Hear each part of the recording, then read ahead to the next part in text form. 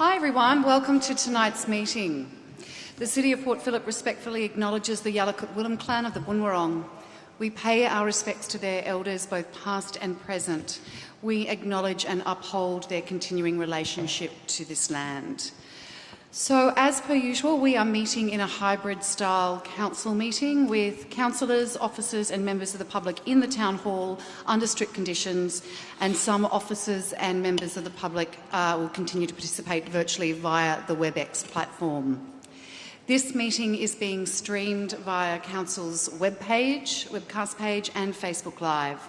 Now, streams and recordings of council meetings are copyrighted and cannot be altered, reproduced or republished without the permission of council. If we do experience any technical difficulties, as we have in the past, we will adjourn the meeting for a short time to resolve the issue. I will just add a little extra tonight, just a reminder for all speakers tonight, whether in person or online, that to be respectful and courteous, and just to let you know that if you are not, I will ask you to stop speaking. Okay, so councillors, I can see number one on the agenda is apologies, and we don't have any apologies tonight. So moving on to minutes of the previous meetings. Councillors, the minutes of the previous meeting on the 21st of April 2021 have been circulated. Are there any questions regarding these minutes? If not, can I have a motion to confirm these minutes? Councillor Martin, Councillor Baxter to second. I will now put the motion. All those in favour? That is carried unanimously. Councillors, item 3, declarations of conflicts of interest. Does anyone have a conflict of interest in the matters being discussed at tonight's meeting? No? Potentially? Do you want to consult with governance as you think about it? Okay, great. We're going to move to item 4, which is public question time and submissions. So we will hear all the public questions and public comment on report items. All requests to speak were required to be submitted by 4 p.m. this afternoon. Submitters were given the option to attend the meeting in person or join via WebEx. Statements to be read by the officer on behalf of members of the public will be summarised. So, we are going to start with someone online to begin with. So I call upon Trina Lewis, who is submitting a public question to the council. Trina, are you with us? Yes, I am. Trina, if you could state your name and suburb, and then you've got 3 minutes. Trina Lewis, South Melbourne. Good evening, councillors. So I'm not sure if the councillors work with a set of behavioural protocols, but I was disappointed by the behaviour I witnessed at the last council meeting. It became apparent that the meeting was sorry, there's a lot of feedback. Am I doing something wrong here? Anyhow. We can hear you. Oh, fine. So if you would like to continue, if it's possible. That's okay. Yeah, sorry, there's something not quite right here. I'll start again. So anyhow, I'm wondering about behavioural protocols. I was disappointed with what I witnessed at the last council meeting. It became apparent that you had collectively spent lots of time together, and apparently even weekends, on the difficult task of prioritising initiatives for the proposed budget. After all that work, 2 motions were moved around issues that it had already been agreed not to put into the budget proposal, and as well as the rainbow tick accreditation. So you've gone through the process of collectively working through and prioritising initiatives for them to be raised in public at a meeting. I would like to think that you'd be striving to work as a team, particularly in difficult times, with several new councillors who I imagine need to be supported to be up to speed quickly.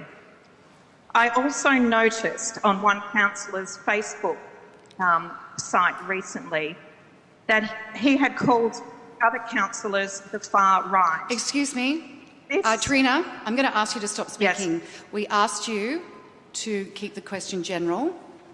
So either you can continue in that way that you've discussed with officers, or I will ask you to stop speaking. I didn't name anyone. That was what I was told not to do. So anyhow, there was Facebook site posts that were extremely distasteful and extremely offensive. to me, and I'm sure to other people.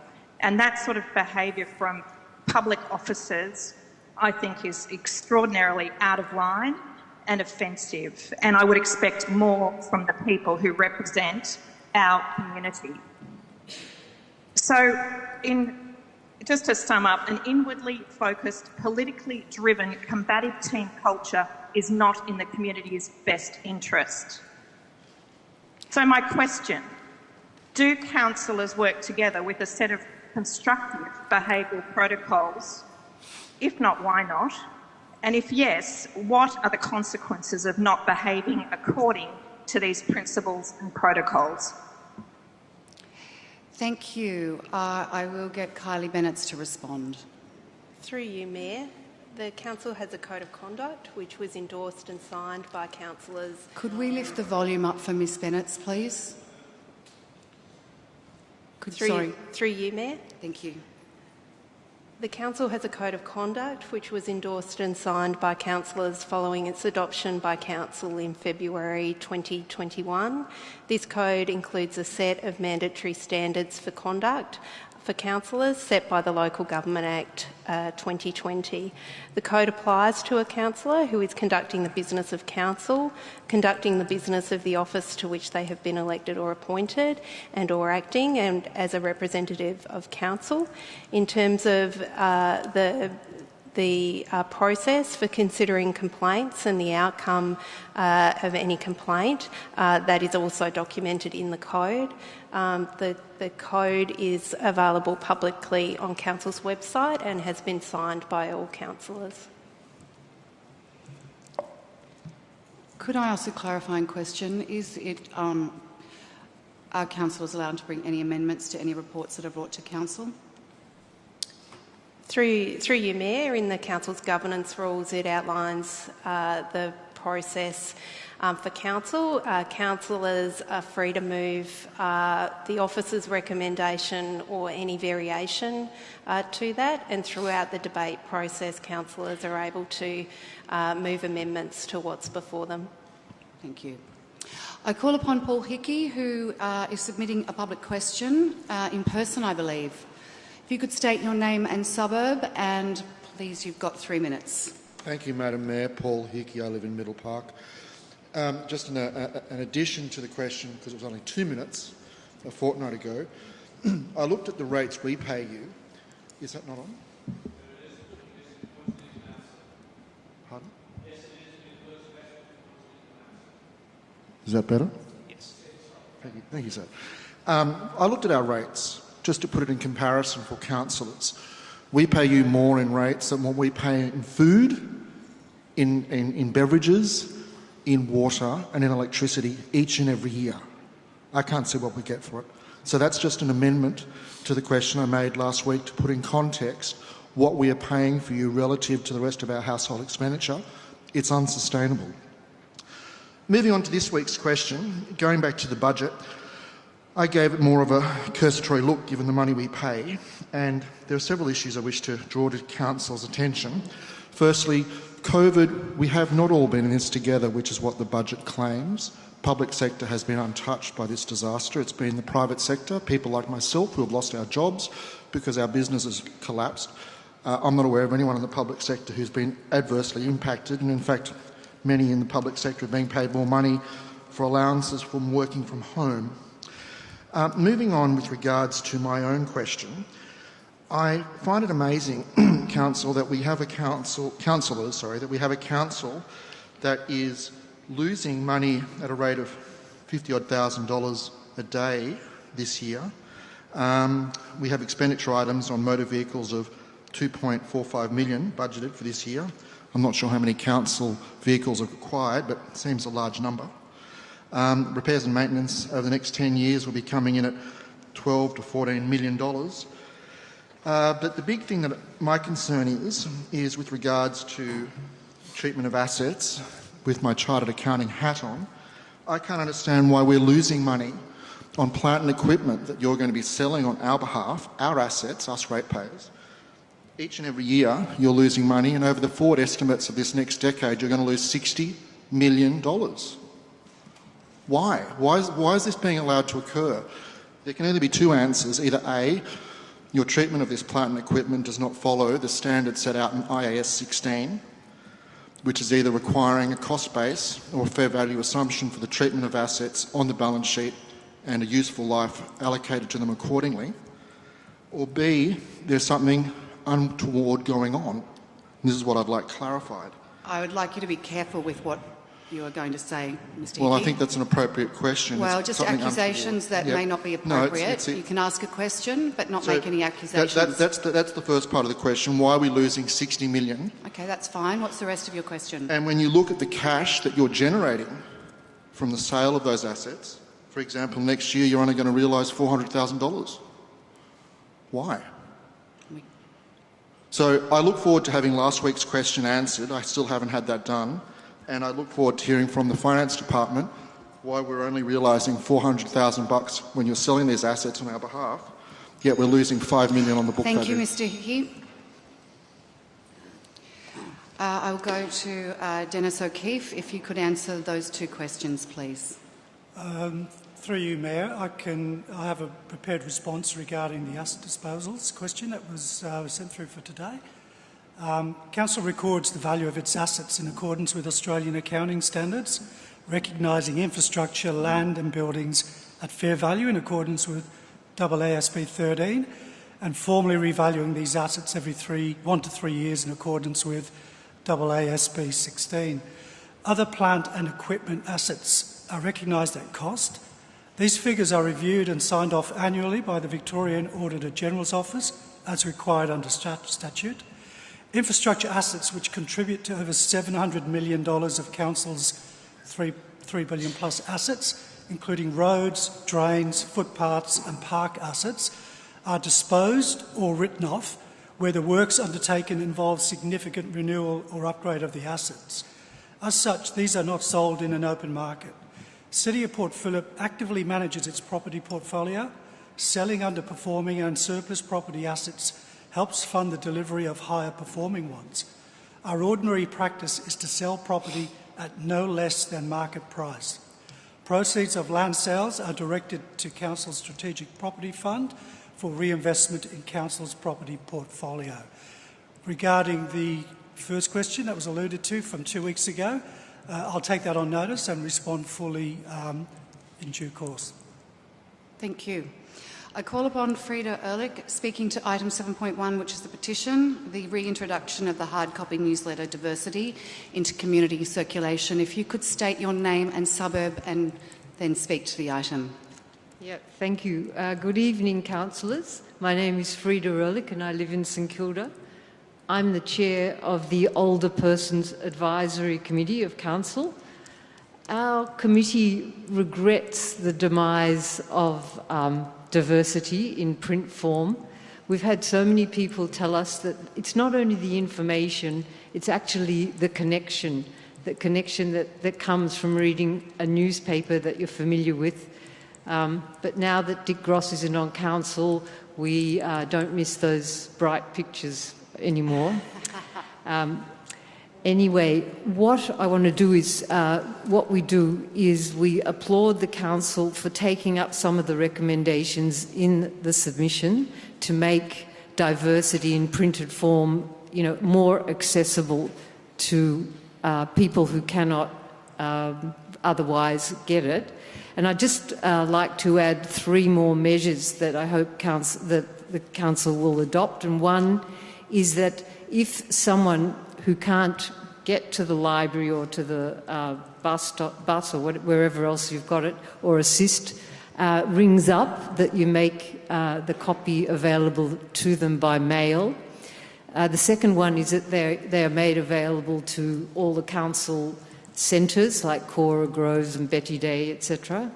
And the third one is that there's just some mechanism for topping up those hard copies, because I think Divercity only gets only appears, a certain number of times a year, so it would be good to top up that. However, what I really want to emphasise is that I'd like you to link Divercity and the demise of it and the petition that the linking neighbours people have put in to the actual digital education.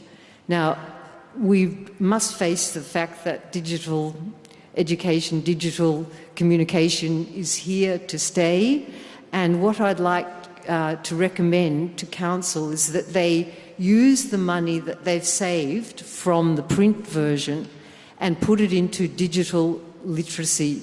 Now, yesterday, our committee was briefed by the person that's doing the digital literacy project. Now, what she's doing is scoping what other councils are doing and coming up with recommendations, which I think will be terrific. But she doesn't have, as I understand, funding for actually implementing those recommendations. And that's what I would strongly appeal to you all to give the older people of Port Phillip an opportunity to get into the digital age, and that will really benefit Council and the residents, myself included, because I was going to read it off my phone, but I couldn't figure out how to, get the phone the right way. Anyway, thank you very much for the opportunity. Perfect 3 minutes, wasn't it? Yes, right on. Thank you. I call upon Josh Sensel, speaking to item 10.1, Inkerman Safe Travel Corridor. Are you with us online, Josh? Yes, can you hear me? Yes, if you could state your name and suburb and then speak away. Okay, thanks. Josh Sensel, St Kilda East. So I'd just like to speak about, I think it's item 10.1, which is the designs for the Inkerman bike lane. So there's significant concern about spending $360,000 in a constrained budget scenario to get these detailed designs. And there's also anger from some residents about the fact that Council is planning on getting expensive detailed plans without first asking the community what they want. I'd just like to make a number of points about this. Firstly, definitive plans can't really be made for this bike path without first knowing how Glenira is planning to design their path. Glenira seems to be leaning towards a bi-directional lane on one side of the road, which I think would only link with option 4 out of the 4 options that have been put forward. But council officers have recommended against option 4 because of bicycle safety. So I don't see how it's going to be possible to get reasonable detailed designs without first knowing what they're going to do. Second point is that removal of, in option 1, I think 65% of car parking is planned to be removed. That's clearly not going to be acceptable to the community. If design work has to be undertaken, it should be restricted to options 3 or 4, or if 4 is not acceptable, just 3, where less car parking needs to be removed. Another point, the removal of parking will clearly harm local businesses. No one in their right mind is going to buy or rent commercial property on Inkerman Street knowing that in a few short years their customers will be unable to park. The loss of parking will also make it difficult or impossible for residents, particularly those living in apartments and those with insufficient parking on site. And Inkerman Street, particularly in my area, has many apartment blocks fitting that description. I also note that this cycling infrastructure connects major cycling routes outside of the city of Port Phillip, and the route will be used by a large number of non-residents. I think this is very clearly a state government infrastructure project, and I think it should be funded by state government.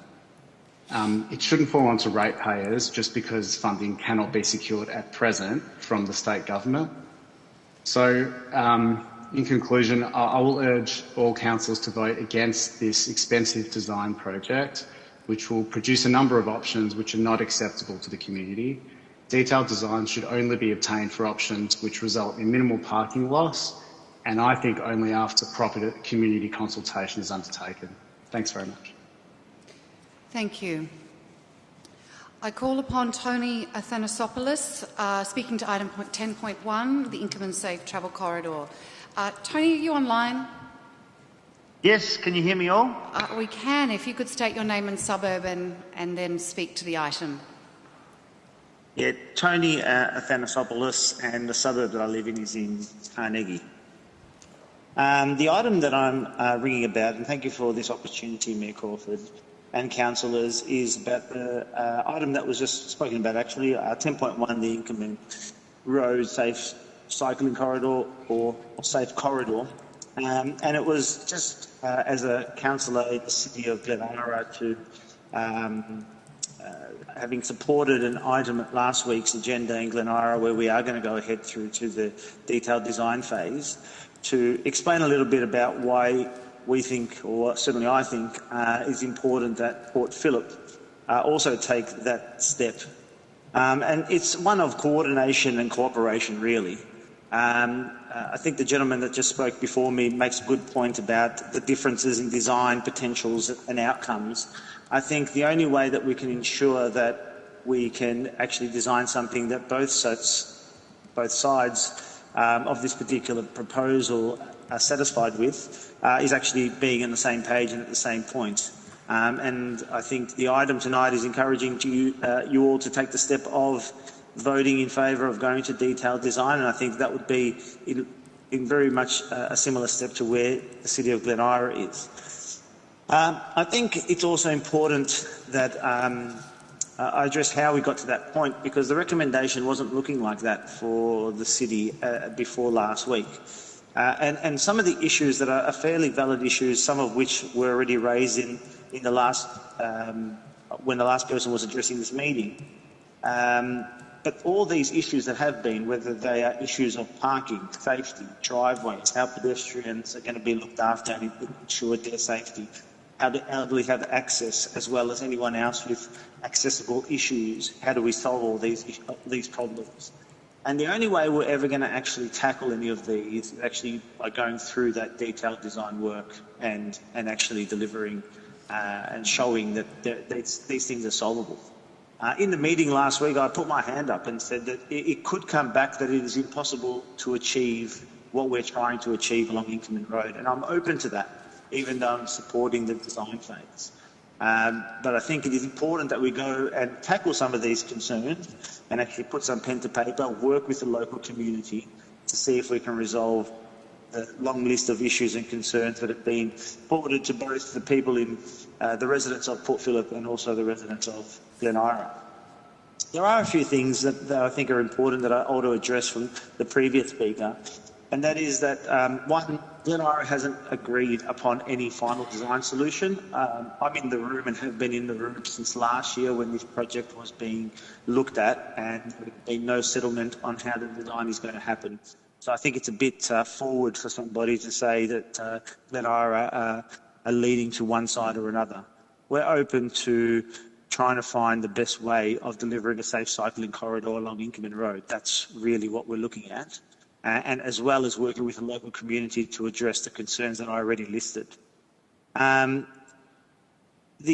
final point in terms of the access way, the fact that this is an access way for people outside of the municipality, I think it is a bit rich when people make these types of arguments. Both sets of councils build or repair and build local roads, and there are constant people from multiple municipalities using them on a daily basis. So the suggestion that any sort of infrastructure of this nature should be funded by someone else and not left to councils to work on, I think is a bit rich. But also, more importantly, it still doesn't eliminate the points. I will have to wrap you up. I apologise, but I should say that you're a former mayor of Glenara too, I believe. Yeah, thank you, I was. Thank you for coming to speak to us. Good luck tonight. Thank Cheers. you. I call upon Julie Clutterbuck, speaking to the same item, Inkerman Safe Travel Corridor 10.1. Julie, if you could state your name, suburb, and then please speak to the item. Sure. So, not quite as tall. So, I'm Julie Clutterbuck. I live in Elwood. Tonight I'm speaking on behalf of the Port Phillip Bicycle Users Group.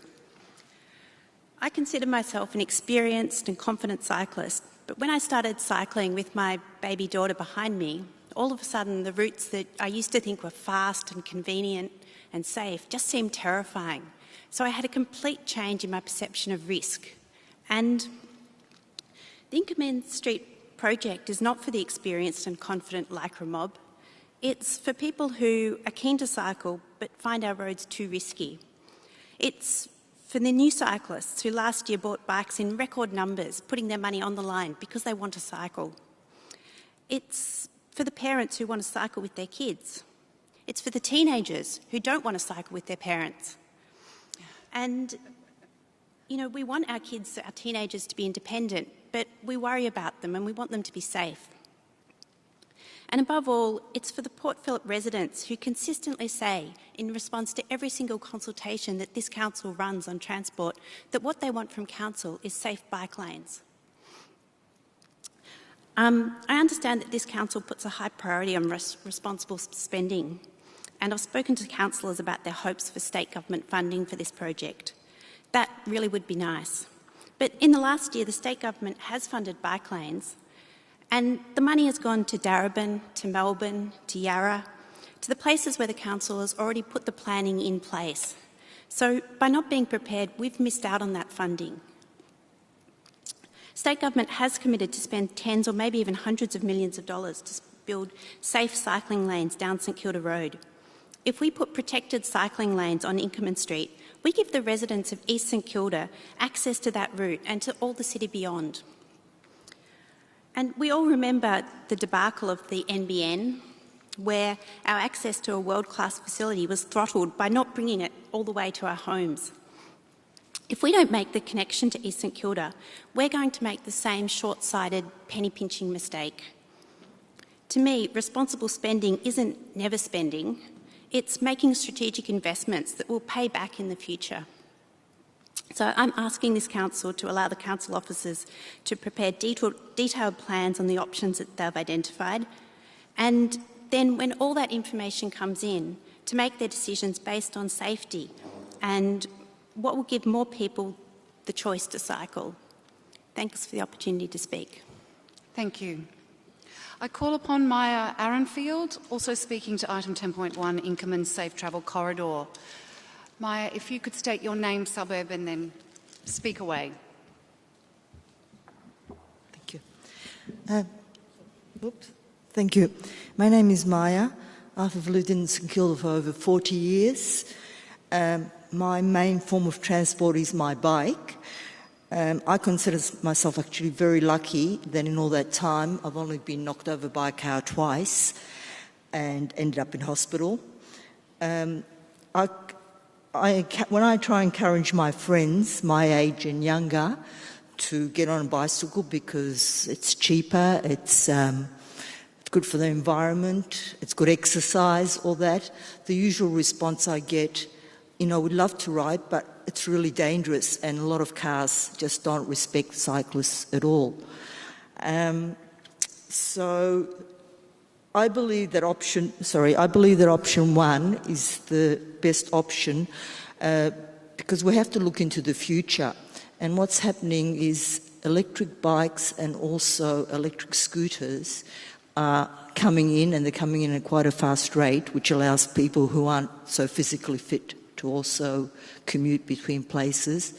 And that would require a wider safe bike path to make it safe. So anyway, my main reason for being here is I believe the only way to encourage people to ride is to give them safe routes, and protected bike lanes are really the only really safe routes where cars can't come in. My other experience has been that when you have bike lanes and then people pull over or people are turning, then the cars tend to use the bike lane to pass them by because they're not protected. I think the bike lane in Moray Street is a fantastic example of what a safe bike lanes are. Thank you for the opportunity to speak. Thank you, Maya. I call upon Alison Bader, speaking to item 10.1, Inkerman Safe Travel Corridor. Alison, you've heard the drill, name, suburb. Thank you. Thank you.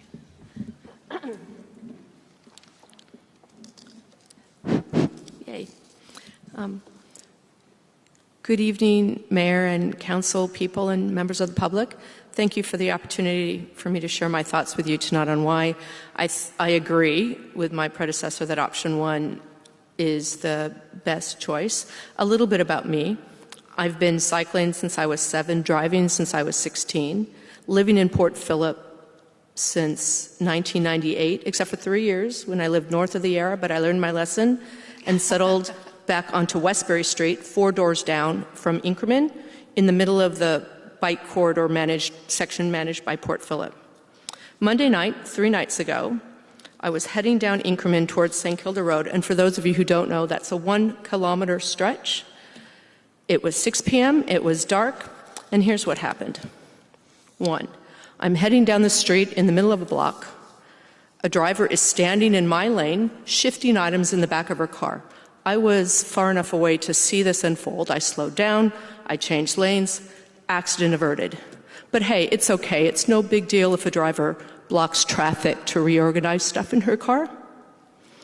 Number 2, I'm continuing down the street in the middle of a different block. A driver opens their car door, steps into my lane. I had to stop. I waited for the driver to walk around their car, and then I had a path to proceed. Another accident averted.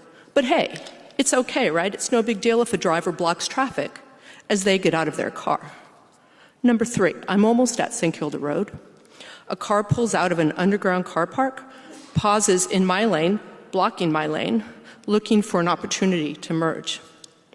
I had to stop, but this driver must have realized his mistake because he actually reversed, allowing me to continue down my lane. Again, accident averted.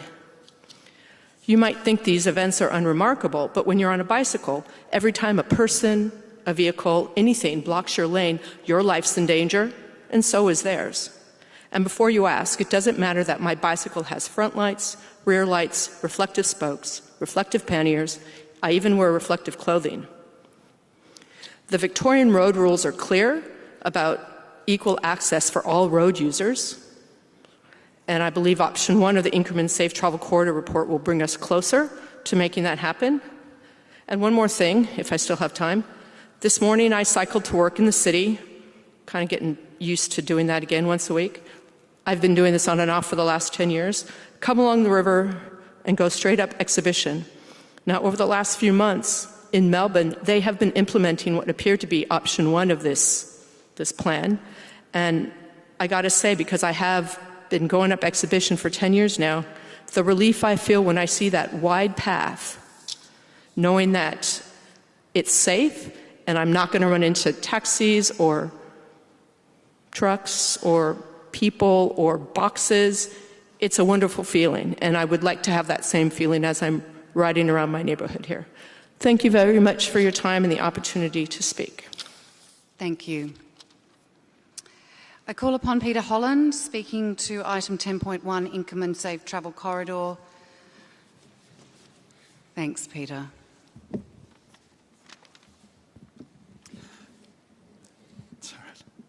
Peter Holland, St Kilda. Like many Port Phillip residents, I drive a car and ride a bike, and I support the recommendation to develop the detailed design options for the Inkerman corridor.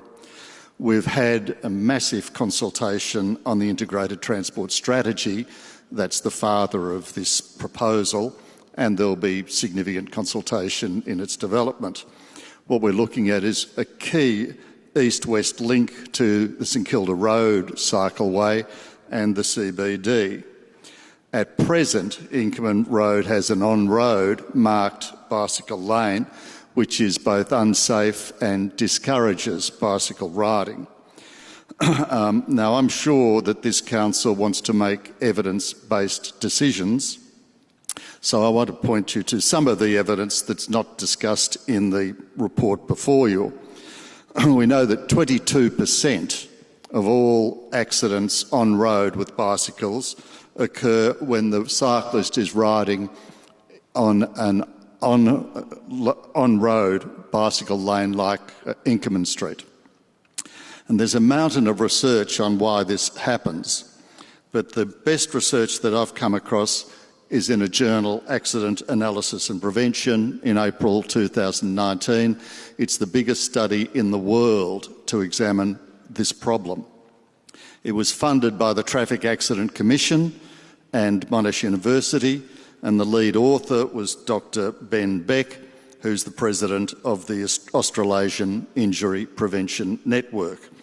And what this study did was to outfit 60 bicycles with a machine that measured how close motorists came to them when they passed. And there were 18,500 passing events. So this is the biggest study in the world on the issue of safety of bicycle lanes. And there were two key conclusions. One conclusion is that the bicycle lanes, like the current Inkerman Street bicycle lane, actually make bicycle riding less safe.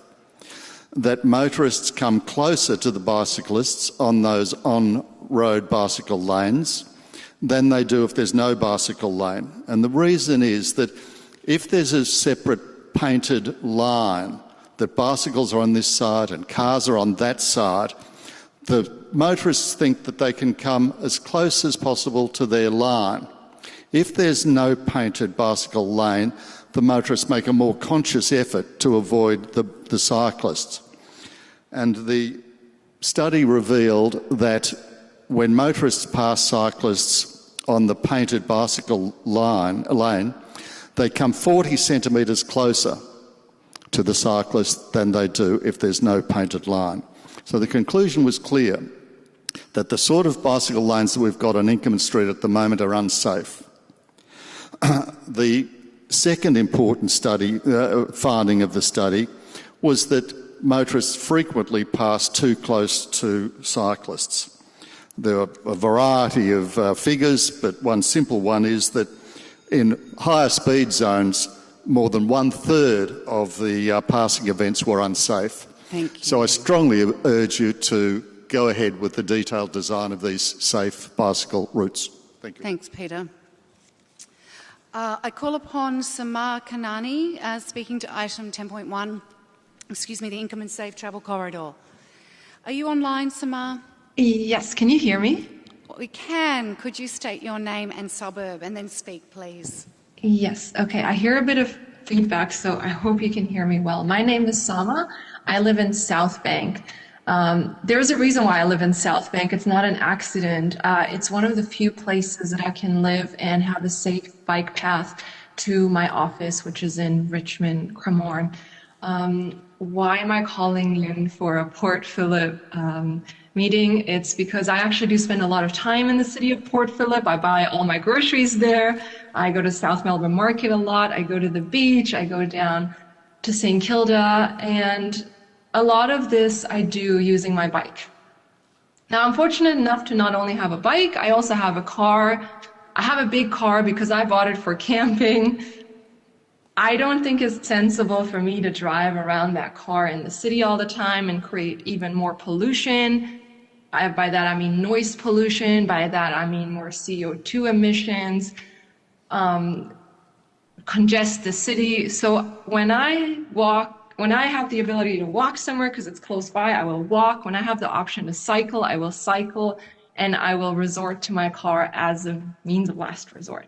The same way that I don't eat my soup with a fork, I don't choose a car for a short distance.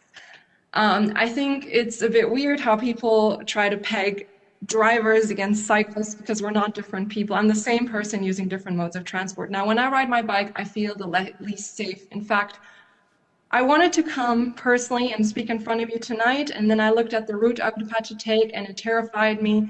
Going down Chapel Street, going down certain streets that I have gone down before, and I felt unsafe. That being said, I wear a high visibility vest. I wear a helmet when I ride my bike. These are things that people wear when they enter construction sites, places that are involved with high risk.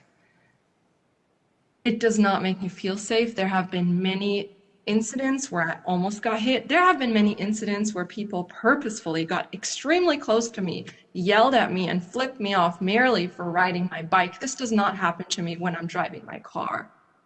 I use my bike in order to commute to work, in order to get back, in order to do all the things that I can do with my bike in order to create a safer environment for others.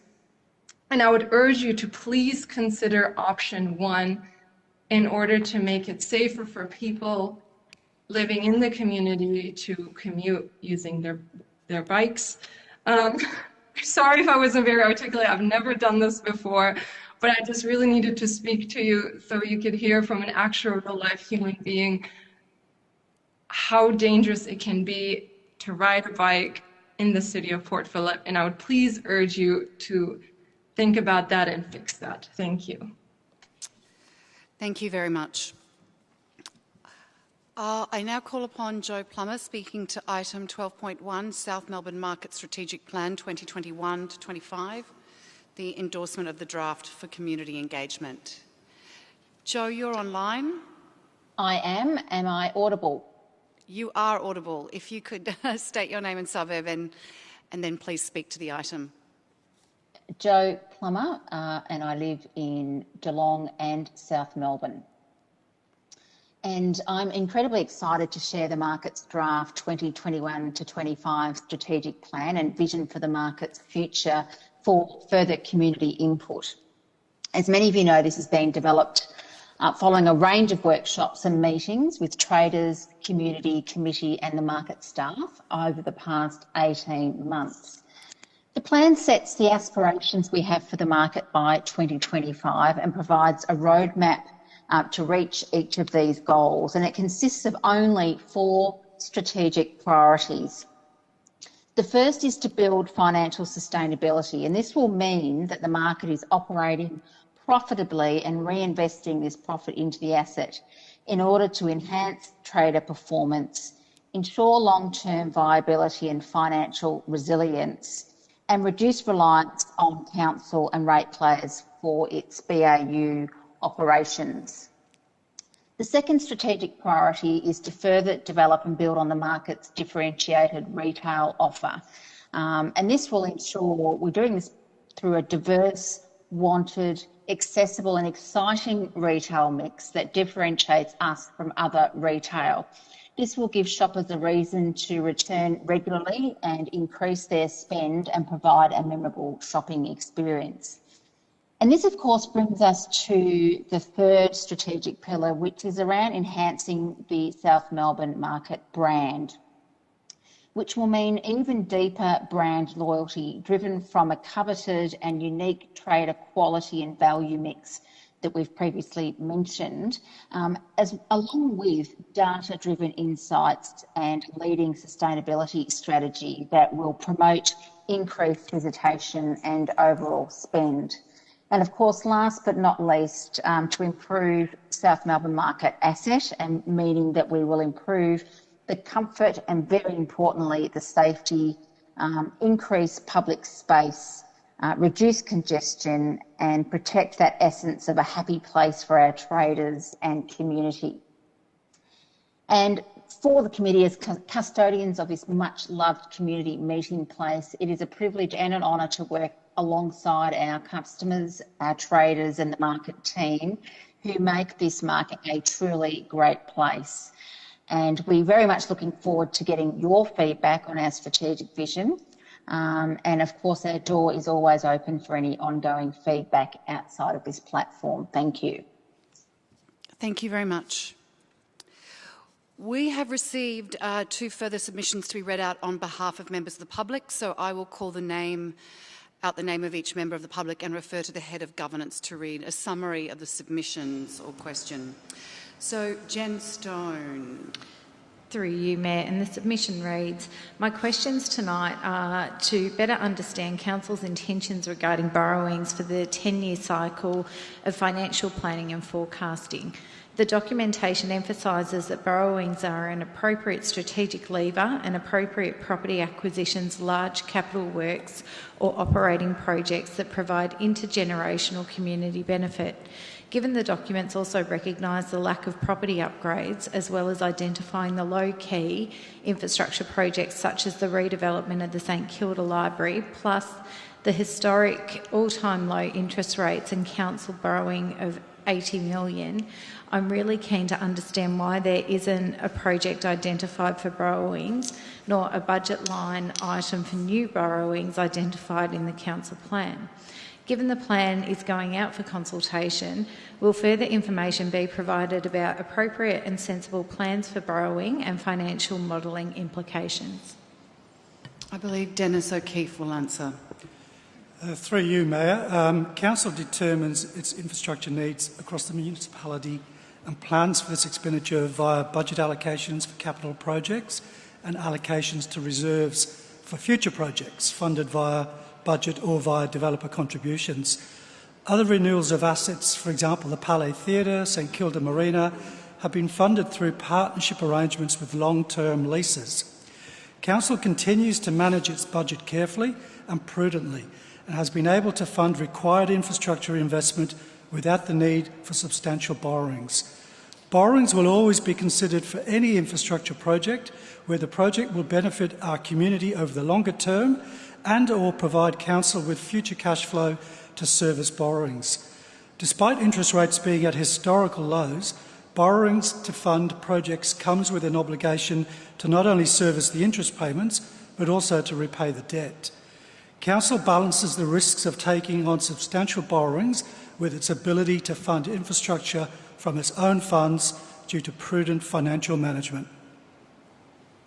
Thank you. This next submission to be read out is from Adrian Jackson in reference to item 7.2, the petition for the reintroduction of the hard copy of the newsletter Divercity. Through you, Mayor, and a summarised version of Mr Jackson's question reads, I am a supporter of the emailed copy of Divercity. I am 68 years old, and I have also suggested that 1,000 hard copies be printed and placed in the town halls, libraries and council's community facilities. The distribution of tens of thousands of hard copies to all home and businesses within Port Phillip is environmentally unfriendly, and thousands of absentee property owners can read Divercity online, as the hard copies were only distributed within Port Phillip, and all other council information is available on the council website. Thank you. Okay, so now we're moving to councillor question time. Councillors, do we have any questions for the officers? Councillor Martin.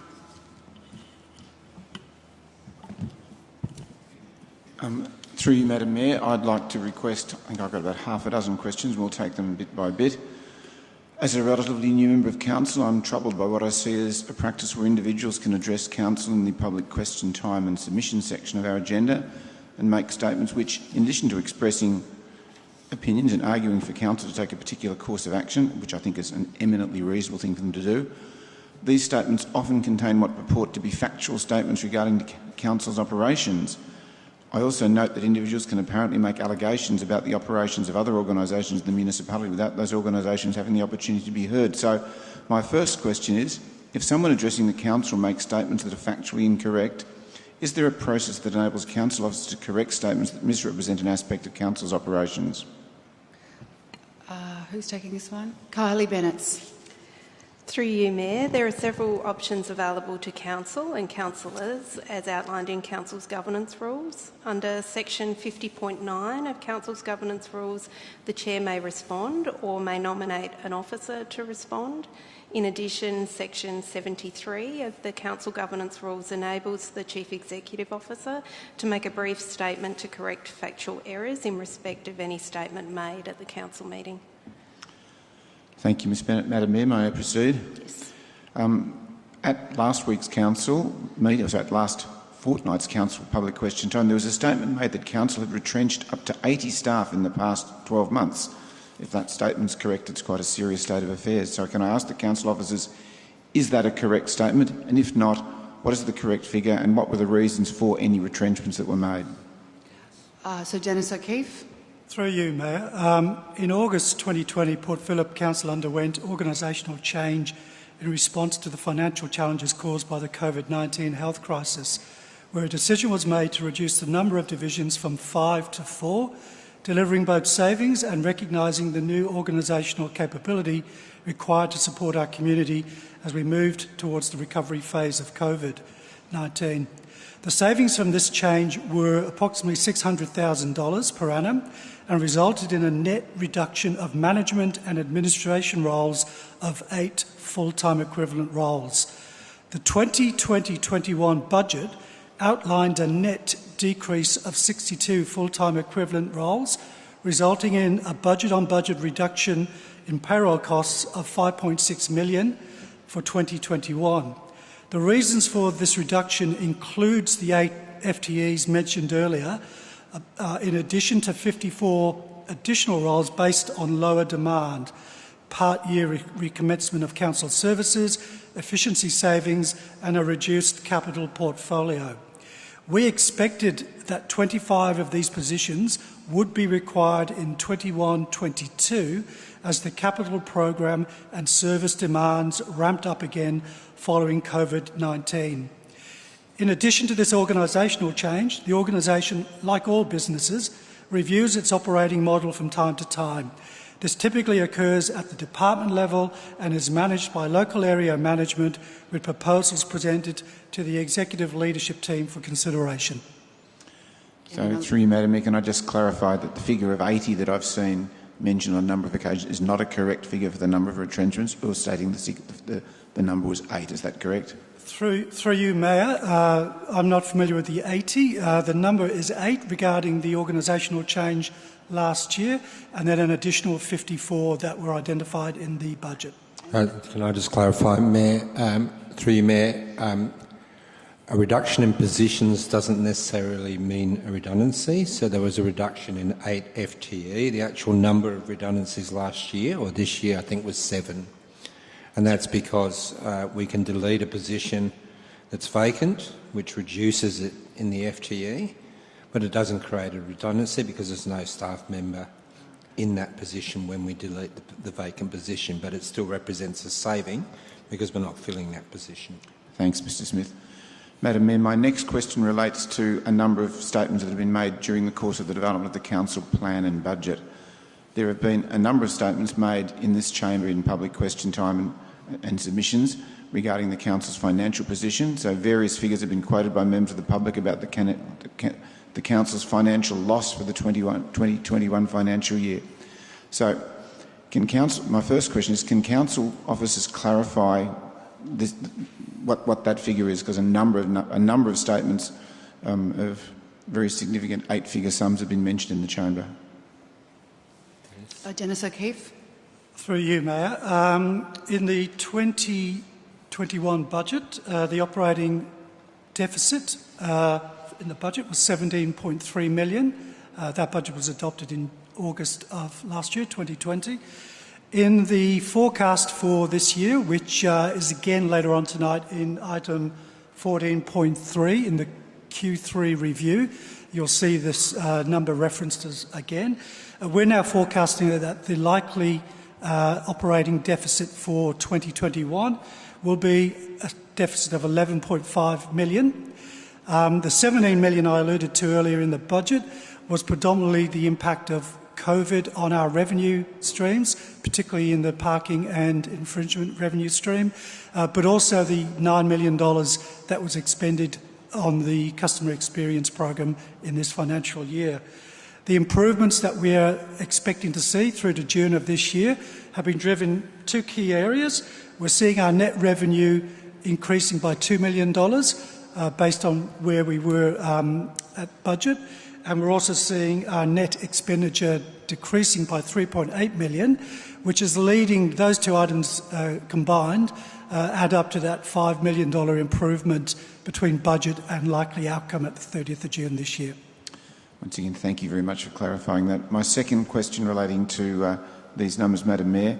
There have been a range of statements made using a variety of measures to compare the City of Port Phillip's annual rate charges with the charges levied by our neighbouring councils. For clarification and simplicity, can council officers provide a statement listing the rate revenue per resident in the City of Port Phillip for the 2021 financial year and similar figures for our neighbouring municipalities? Is it Dennis O'Keefe again? I can, and I can probably also, after this meeting, make the more information available than to give a bit more of a view. Just for some, through you, Mayor, for some context, the LGPRF, which is the Local Government Performance Reporting Framework, uses across councils to compare the average rate per rateable assessment, and that information has been published and is public. Councillor, with respect to rates per capita, which you've requested, it's not a number I've seen used regularly or commonly across the sector, but I can tell you that for Port Phillip, for the financial year 2021, the numbers that I have available through research of other councils, rates and charges in 20 were $1,085 per capita. That's $1,000.85. This includes all properties, so commercial and industrial and residential. That's another factor that should be taken on board for these numbers. Glen Ira is $728. Bayside is $911. Stonington, $975. And Yarra, $1,080. Thank you, Mr O'Keefe. My last question concerning budget numbers. Can officers provide a statement detailing how this per capita charge in the City of Port Phillip has increased over the past 5 financial years, and how do the percentage increases in the City of Port Phillip compare with those of our neighbouring municipalities? Through you, Mayor, I can respond to that. In the City of Port Phillip, between the financial year 16 and financial year 20, it's effectively increased at a rate of 1.27% per annum. Glen Ira, it increased at 2.59% per annum. Bayside increased at 2.64% per annum. Stonington increased at 2.06% per annum. And Yarra increased at 0.92%. Once again, thank you very much, Mr O'Keefe. My last question, Madam Mayor, relates to a statement made in public question time at the April 21st Council meeting. One of the speakers made a number of allegations about the way that a local community housing organisation, Housing First, had managed a particular property within our municipality.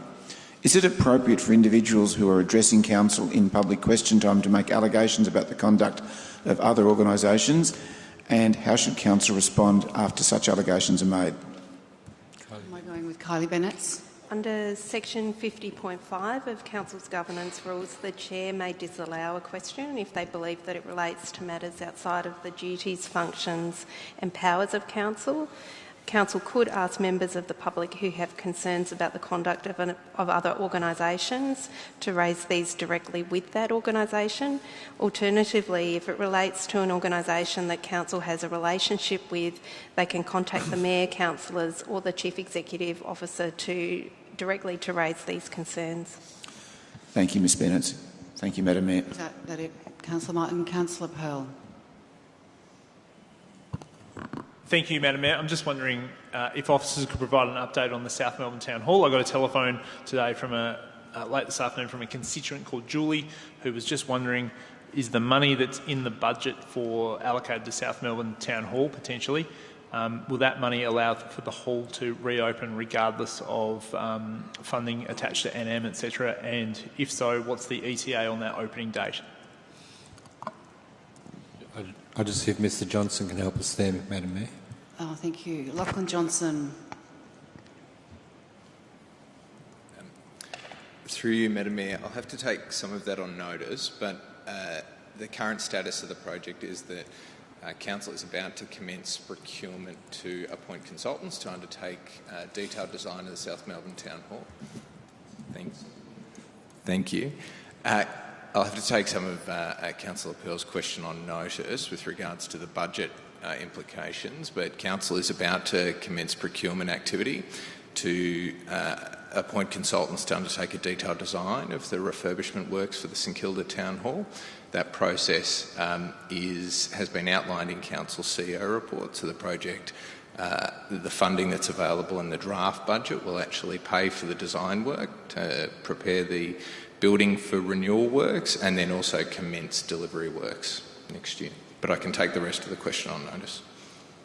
Thank you. Councillor Pearl, do you have a follow-up? No, just a different question, but you might want to stay where you are. Just getting reports that there's a fence around the South Melbourne Lifesaving Club. Wonder if you can give an update on what those fences are for. Through you, Mayor, apparently there's some maintenance work that's being undertaken at the South Melbourne Lifesaving Club.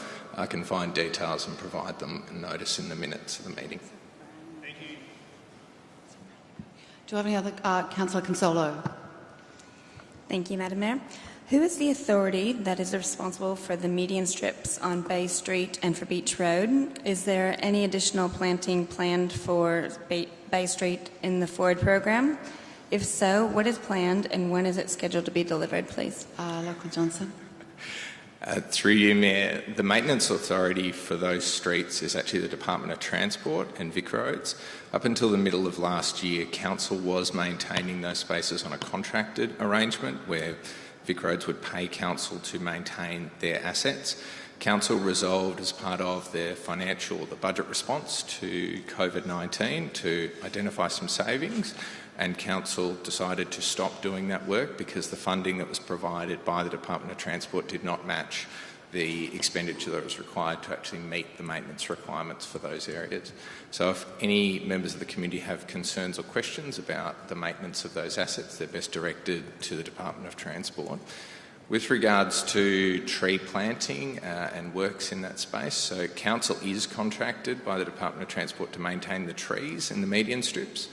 Some trees have been removed recently. Over the next few months, they'll be replaced, but that's the limit of what Council's doing in that space. Sorry, clarifying, so none of the shrubs underneath? No. Okay. All right, thank you. Any more questions? Councillor Copsey. Thank you. I wanted to take up one of the questions that was posed around diversity. And so this is without notice. I understand if it needs to come the answer afterwards, but I'm wondering if there is an existing ability for a community member to receive a printed copy of diversity in the mail, were they to contact Council by telephone or otherwise. Maybe Lauren Bilkawa can help. If not, maybe take it on notice. Through you, Mayor, we would first try and ascertain if there were other mechanisms of them receiving, if they visit our libraries, if they have home library service. But, I think we would be willing to consider posting it out to individuals where there was no other option for them to receive a copy. Thank you. Councillor Consolo. Thank you. I have one more. Through you, Mayor, have the lights been switched on at Lagoon Reserve, Port Melbourne?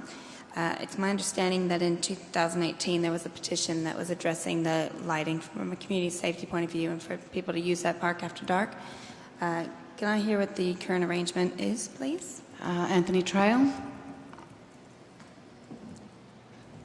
Thank you, and through you, Madam Mayor, Council did resolve a petition to provide community-level lighting for residents at Lagoon Reserve. We need to balance the amenity on some residents there. We've had some complaints around lights shining into resident properties, so this year we've got an arrangement. The timer has been activated where it will operate on a Tuesday and Thursday night between the times of 6 p.m. and 8 p.m. So my understanding that didn't actually work last night, so we are investigating today to make sure that is ready to operate tomorrow night. Sorry, clarifying. Is that a new arrangement? Because that doesn't seem to be what was decided back in 2018. Mr. Anthony Trail. Yes. In previous years, we had sports operating at Lagoon Reserve. That sports club is now temporarily operating at Albert Park Reserve until we get our upground of the ground and lighting, which is in our capital program in future years. So to improve the state and respond to the inquiries from the residents around lighting to their properties, it is a reduction on previous years, but we are maintaining the same amount of community access nights where lighting has been provided. It's just been reduced with relocating the sports club. Any other questions for officers? Just checking. Are there no more questions? Okay, we'll move on to, believe it or not, we have something to seal in our schedule. So that is item number 6 on our agenda. So the item that we will be sealing is 6.1, the Instrument of Appointment and Authorisation, Planning and Environment Act 1987. Are there any questions of the officers in regards to this report? Councillors, we have an officer's recommendation. Would someone like to move this or something different? Councillor Pearl to move. Do I have a seconder? Councillor Martin. Councillor Pearl. Would you like to speak to it? Councillor Martin? Would anyone else like to speak to the item? If not, I'll put that to the vote. All those in favour? That motion is carried. And apparently there is a big wax seal that does go on it as well. It's the whole real deal. All right, item 7, petitions and joint letters. Councillors, we have one petition response on tonight's agenda, which is 7.1, the reintroduction of the hard copy newsletter Divercity into community circulation. Are there any questions of the officers in relation to this report? Councillor Copsey. Sorry, I just was also wondering, there was a question earlier around provision of hard copies of Divercity in town halls and community centres. Is that current practice, or is that feasible? And if so, should we include... Should I move an amendment? Lauren Vilkower, if you could respond. Through you, Mayor, it's not current practice, but we can certainly accommodate that. Okay, great. Can I just clarify with officers, do you need that to be specified in the motion tonight, or can that just be explored through this program? Through you, Mayor, we're happy to undertake it without it being specified in the motion. Thank you. Any other questions in relation to this report? Councillors, we have an officer's recommendation then. Would someone like to move this or something different? Councillor Martin to move. Do I have a second to Councillor Copsey? Councillor Martin. First, I'd like to thank the chair of the Older Persons Consultative Committee, about to become, we hope, OPAC, the Older Persons Advisory Committee, Frida Ehrlich, for speaking so passionately. As the council rep on the OPCC, about to become OPAC, a major discussion item over the 6 months I've been part of this committee has been the desire of some of our older residents to be able to access hard copies of as much documentation as possible, and in particular Divercity. And the suggestions that the officers have put forward, I think, are excellent. And Ms Ehrlich has also put forward a couple of additional suggestions which Councillor Copsey has raised, and I'm sure that Council will take those on as well. And I'm sure that there will be a number, particularly of older members of our community, who will be delighted if they have a way of accessing Divercity in hard copy, and I look forward to Council supporting this motion. Councillor Copsey. Thanks very much for the feedback around additional sites where it's thought that hard copies of Divercity might be useful to be accessed by members of our community who don't want to go online.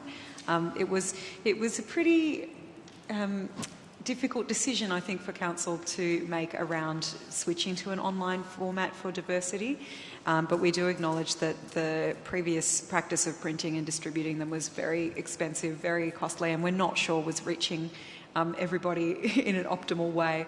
So I really appreciate the advocacy around this on behalf of older persons in our community who do prefer to still receive Divercity in hard copy format. I think that this will provide a really targeted way for that to get out into the community. I thank the officers for the thought that's gone into ways that we can make that available in an accessible fashion, but also for the Older Persons Consultative Committee for providing that feedback. I hope that this will mean that people who want to get a hold of a copy physically are able to do so, but also that we continue to I think, I think, as you said, this is an opportunity for us to engage with some of the older residents in our community who would like to gain digital literacy skills, and I think that that's certainly a really sensible way to explore going forward a program that will help doing that. So thank you very much. Councillor Pearl. Thanks, Madam Mayor. In a world that's becoming more and more crowded, but with less and with shallower content in it, it's sad that we no longer have diversity, that's true, but I think the cost component was one component of it, but when we made the decision last year to get rid of diversity in terms of the print version of it, I went through the archives and pulled some versions out from previous years, and I think one of the issues with diversity that I was concerned about was, and I think the feedback was, it no longer was saying much or conveying a lot of information. If you looked at the versions that were 15 or 20 years earlier, it addressed quite topical, interesting topics around the St Kilda Triangle, planning schemes, updates on what was happening with the state government. And I think perhaps, I'll use the word politically correctness, but perhaps communications from councils have become a bit more neutral, politically correct, and the document itself, I don't think, was providing a lot of value as a communication tool about the issues that concerned residents and the issues and struggles that council was dealing with at a point in time. It became a glossy magazine with nice photographs in it, with very interesting personal stories and a what's happening type phase, but I think added very, very little value. And in a world where we essentially no longer have any local news media, that's a really sad thing, because Facebook has a place and Instagram has a place, but there's a lot of toxic elements to social media and there's very little depth to it. So the ability to get some form of independent journalistic examination of what's happening at the local level or the local council level now is gone. So I still think there's a big gap and a role to play for council to potentially re-enter this space in the future. But if we do re-enter it, we have to be a bit more rigid about the content we're actually putting out, and not being afraid to be anything other than frank and fearless by putting good news articles out to our constituents as we did sort of 20 years earlier, as opposed to being sort of pale and bland and nondescript about things. So that's where we sit on it. So at the moment I don't support increasing diversity if it goes out in a similar format, but in the future, if we can change our communication style and take a bit more risk in our communication style, I think it might reap some benefits going forward. Would any other councillors like to speak to the item? The motion? Councillor Martin, would you like to close? Councillor Pearl may well be right in some of his comments, and certainly, Councillor Pearl, I think we should probably have a look at those suggestions and talk with our council officers about perhaps making diversity bigger and better than it currently is. But I do know that there's a very, very strong desire, particularly amongst the older members of our community, to get hard copies of the current format ASAP, and perhaps we can make it bigger and better further down the track. But let's get the next issue out to as many people as possible. If a hard copy needs to go to some of our older community members, let's do it that way. I'll put that to the vote. All those in favour? That is carried unanimously. We are moving on to 8 to 14, which is the presentation of reports. So, the first report is 8.1, which is the presentation of the CEO report, issue 74. Councillors, do we have any questions for the officers in relation to this report? Given there are none, do I have a mover for this or something different? Councillor Martin, seconded by Councillor Copsey. Councillor Martin. Madam Mayor, I've mentioned on a number of occasions that I find the CEO's report one of the most important documents that we get. I'm not quite sure whether it should replace diversity, but there's certainly some information in Mr Smith's report that could easily go into diversity, because there's a mine of very, very valuable information. And I note there was discussion earlier today about bike corridors, and in the CEO's report there's an article how we've applied for a significant amount of state government funding for our Garden City bike path. It'll be interesting, Mr CEO, to see, hopefully by the time the next issue comes out, how successful we've been with that. But there are so many pieces of important information there. So as I've said it before, I'll say it again, I just think as many people in our municipality as possible should have access to that report and read it, and perhaps an executive summary could appear in diversity. Councillor Copsey. You took the words out of my mouth. I think this is a really useful point-in-time analysis of where big projects are, where our priorities are, how we're travelling and tracking and delivering them for our community. And so I think that this is a fantastic document for those citizens who want a bit of colour on where we are and how we are performing in Port Phillip. I thank the CEO for all the work that goes into producing this.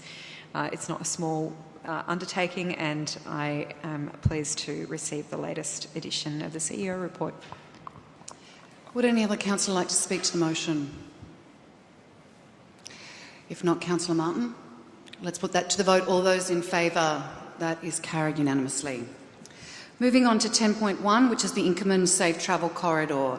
Councillors, we have a report. Are there any questions for officers in relation to this? Councillor Consolo. So I've got Brian T. Are you going to be the person to speak to? Councillor Consolo. Thank you, Madam Mayor. What is the breakdown of costs for the Inkerman Street bike lane concept designs? And will these costs be reduced, and by how much, if Council progresses less than 3 options? And last question in that one will be, how will the funding for the concept designs benefit other road users? Brian? Thank you, and through you, Mayor. The cost is set out, I think, in paragraph 7.7 of the report. It's 360,000, of which 200,000 is expressly for effectively the bike corridor design. There are then $20,000 for Port Phillip project management costs and $20,000 for contingency. There's also $85,000 for community engagement. There is then $15,000 for a road safety audit, which is an audit that will benefit cyclists but also pedestrians and car vehicles, because what that audit does is it assesses the current dangers in the street for those various users. There is also, as part of that, $20,000 for parking studies, and that will benefit effectively people who want to park their car. It's got 2 purposes. It will look for additional parking in surrounding streets, which is how do we reconfigure that existing parking to get more parking. It also benefits those looking for a car park because it maps current utilisation in Inkerman Street and looks for opportunities to make, to potentially increase restrictions or the cost of parking where those parking bay utilisations is at capacity in a way to generate greater turnover so more people can access the parking. And there's also, as part of that mix, about $50,000 for pedestrians. So we've done sort of parking, and then there's for pedestrians. And that funding, part of that funding is for curb extensions, which narrows the distance that pedestrians have to cross to get across the road, so that makes it safer for pedestrians. There's also the design costs will include raised crossings on side roads. There's 10 side roads that will have those raised crossings, which again make the road safer for pedestrians. And finally, there's a zebra crossing, which will raise a raised zebra crossing, which is particularly important for vulnerable road pedestrians, and that'll be about making sure that it's easier and safer to cross the road to access those local shops. So that's, I suppose, the break-up in terms of pedestrians and parking.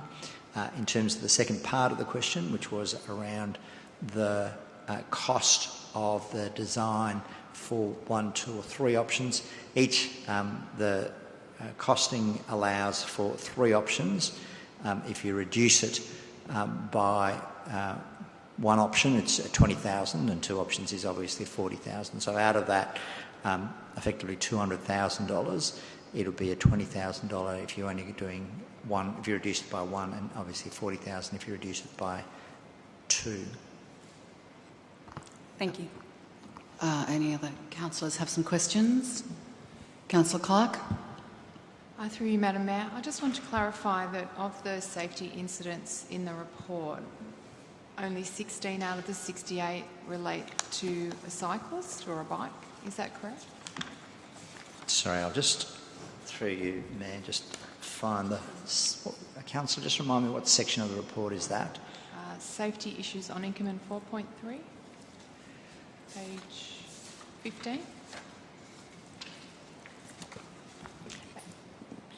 And sorry, I missed the question. It was just a bit... Could you? I'm just clarifying that of the 50 crashes or the 68 safety incidents, that only 16 out of that involved bike riders or cyclists. Is that correct?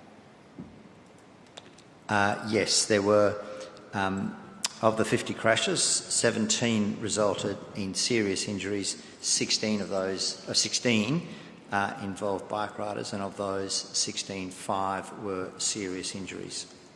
And then there were 17 that involved, as you can see, 17 pedestrians and 18 vehicle only. So that's right. And pedestrians and cars, that would be... making up the balance, yes. That's right. Thank you. Are there any other questions for officers? I have a number, but has anyone else got some ahead of me? No. If I may, I'll ask them in a couple of blocks. So is Inkerman Street under the authority of council and therefore our responsibility? And is there opportunity to seek funding from the state government even if it is under our authority and responsibility? Thank you, Mayor.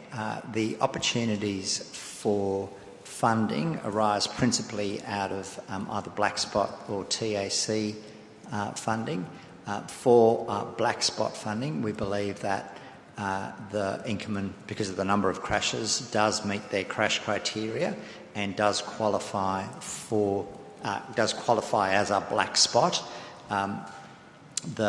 Whether or not we receive funding then depends on whether we meet their requirements in terms of the cost of any remediation. But we are confident that we will. We know we meet their criteria, and we are reasonably confident that we should be able to access funding to pick up part of the cost of the remediation. And just the question, Inkerman Street is under our authority. I just wanted to double check that. It's a council road. It's a council road. Could I ask another set of questions then?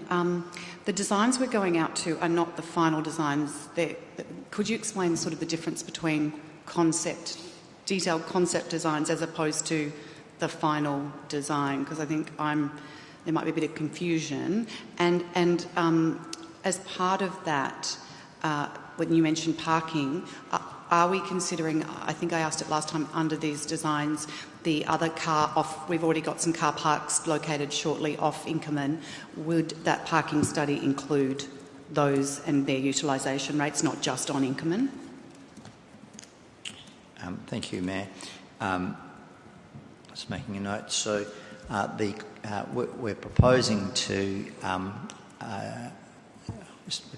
tonight's recommendation is for us to progress to the concept design and then community engagement, and then we'll come back with our proposal for detailed design if we get to that stage.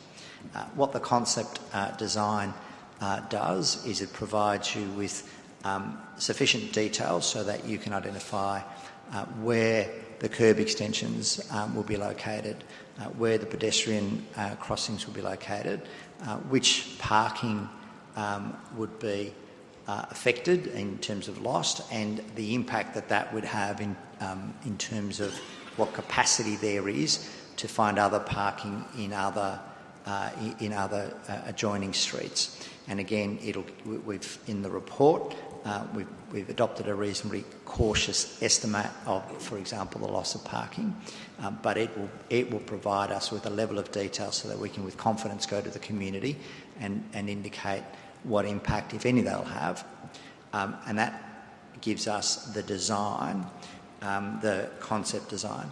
At the detailed design stage, we are then getting the process ready to go to market, to go to tender, and what we would need to do is provide our technical specifications in terms of the specific height of any corridors, the specific ingredients that would need to be used, but it's our detailed technical specifications in order to go to market, which is where we get to the design, the detailed design stage. And in terms of the other part of your question through you, Mayor, we will have a look at, there are a number of off-street parking around Inkerman, which we'll have a look at both in terms of current utilisation and indeed capacity to increase their utilisation to offset any parking loss that may be incurred through the design of Inkerman Bike Corridor. And may I ask one more question, which you may not be able to answer, but occurred to me. So 50 crashes is a lot. Would that be considered Inkerman Road one of the highest sort of black spot areas or high concern streets in our municipality? I don't know. I mean, I'm not sure how it compares, but I think I've not heard of quite this number before. Thank you, Mayor. I don't, off the top of my head, know how it compares. It was identified because of that crash rate when we had our independent review of the bike corridor options. It was identified in part for that as one of our highest priorities because of the rate of injuries and crashes on that corridor. Thank you. Through you, Madam Mayor. Oh, yes, Lily Rosick. If I could just add to that, I do have that information this evening. If we consider all of council-owned roads, it has the highest number of crashes compared to all other proposed corridors in the Move, Connect, Live strategy, and it is considered a very high number. Okay, thank you very much. Councillors, do we have any more questions for the officers? If not, we have an officer's recommendation. Do I have someone to move that or something different?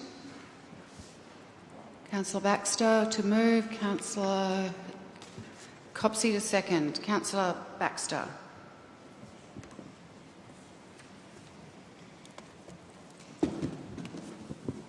Sorry, that's me. Oh, yep, you're on. Yeah, just making sure. Look, I'm glad to see that this project has reached this stage. It's been in train for a very long time. It's been consulted on in a number of different ways. Most recently, I think through the Move, Connect, Live strategy. So it's good to have reached this stage. I'm also heartened by the actions of the City of Glen Ira in progressing with their plans for their section of the Safe Travel Corridor. So I am, as I said, very pleased to see this come here tonight. We've heard from members of the community who have basically said what we've heard in consultations over many years, both on this project and in general, which is please build safe bike paths. People who live nearby, people who commute nearby, people who work nearby to these areas are all saying that they want us to do this. And I wanted to, particularly commend those that came here tonight to speak to this. And I know that, there was one person who spoke against it, and they stated that the community is against this. I think that's completely not borne out by what we always hear from members of the community, including tonight. So I urge councillors to go ahead and go to the next stage here, where we can look at the options for exactly what sort of configuration we're going to have. Councillor Copsey. Thank you. Yeah, I don't intend to get into a full discussion of the benefits and disbenefits of the Inkerman Street corridor tonight. Thank you for those who've come and expressed your views about it. The point of this step of the process is to gather the information so that we can have a sensible discussion about which option is going to best meet the needs of our community into the future for Inkerman Street. So tonight I'm very happy to support getting that further information by progressing to concept design for those three options. The only thing I will say about it, simply to acknowledge the deeply held concerns of the community is I completely understand that the current situation there is unacceptable. 50 crashes is unacceptable over 5 years, and I'm looking forward to getting the information we can to make this road safer for all users.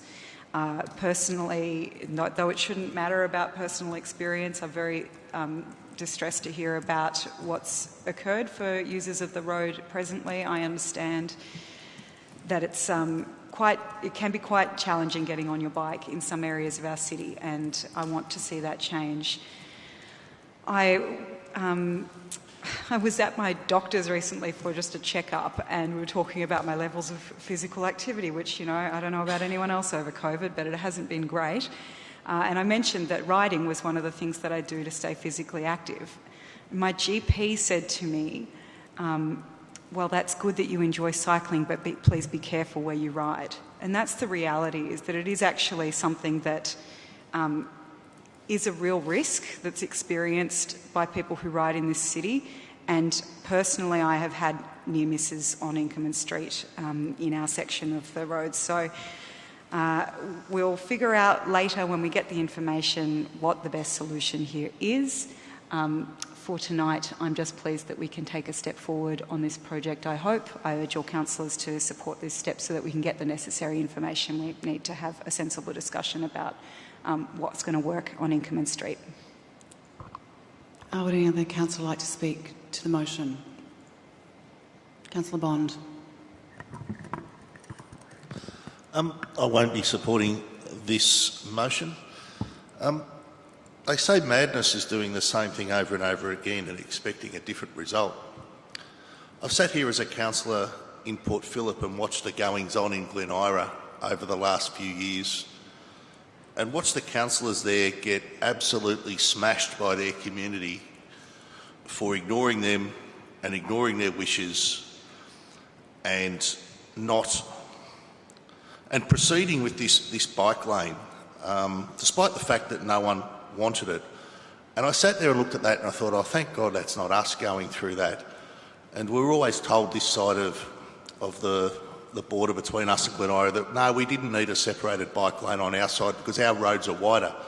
The bike lane we have in that area is completely adequate to perform the task. And that was our position going up to the last election. And then the moment the election's over, we have this separated bike corridor thrust onto us. So we're about to go through the exact same scenario that all those councillors in Glen Ira went through last term. I've got no doubt our community, who know absolutely nothing about this proposal to this point in time. So the moment we start consulting and saying, hey, we're thinking of putting this bike lane in, people are going to be finding out for the first time what's happening out the front of their houses, and they're not going to be happy. I sat there and watched all the Glen Ira councillors get belted, as I said earlier. A number of them I know didn't run at the last election because of the feedback and the blowback they got from this bike lane. And 2 councillors who opposed the bike lane were actually elected. So that may be the good thing to come out of this, is that a couple of the councillors from Port Phillip who strongly support this bike lane, we see the back of them at the next election, but that's still 3.5 years away.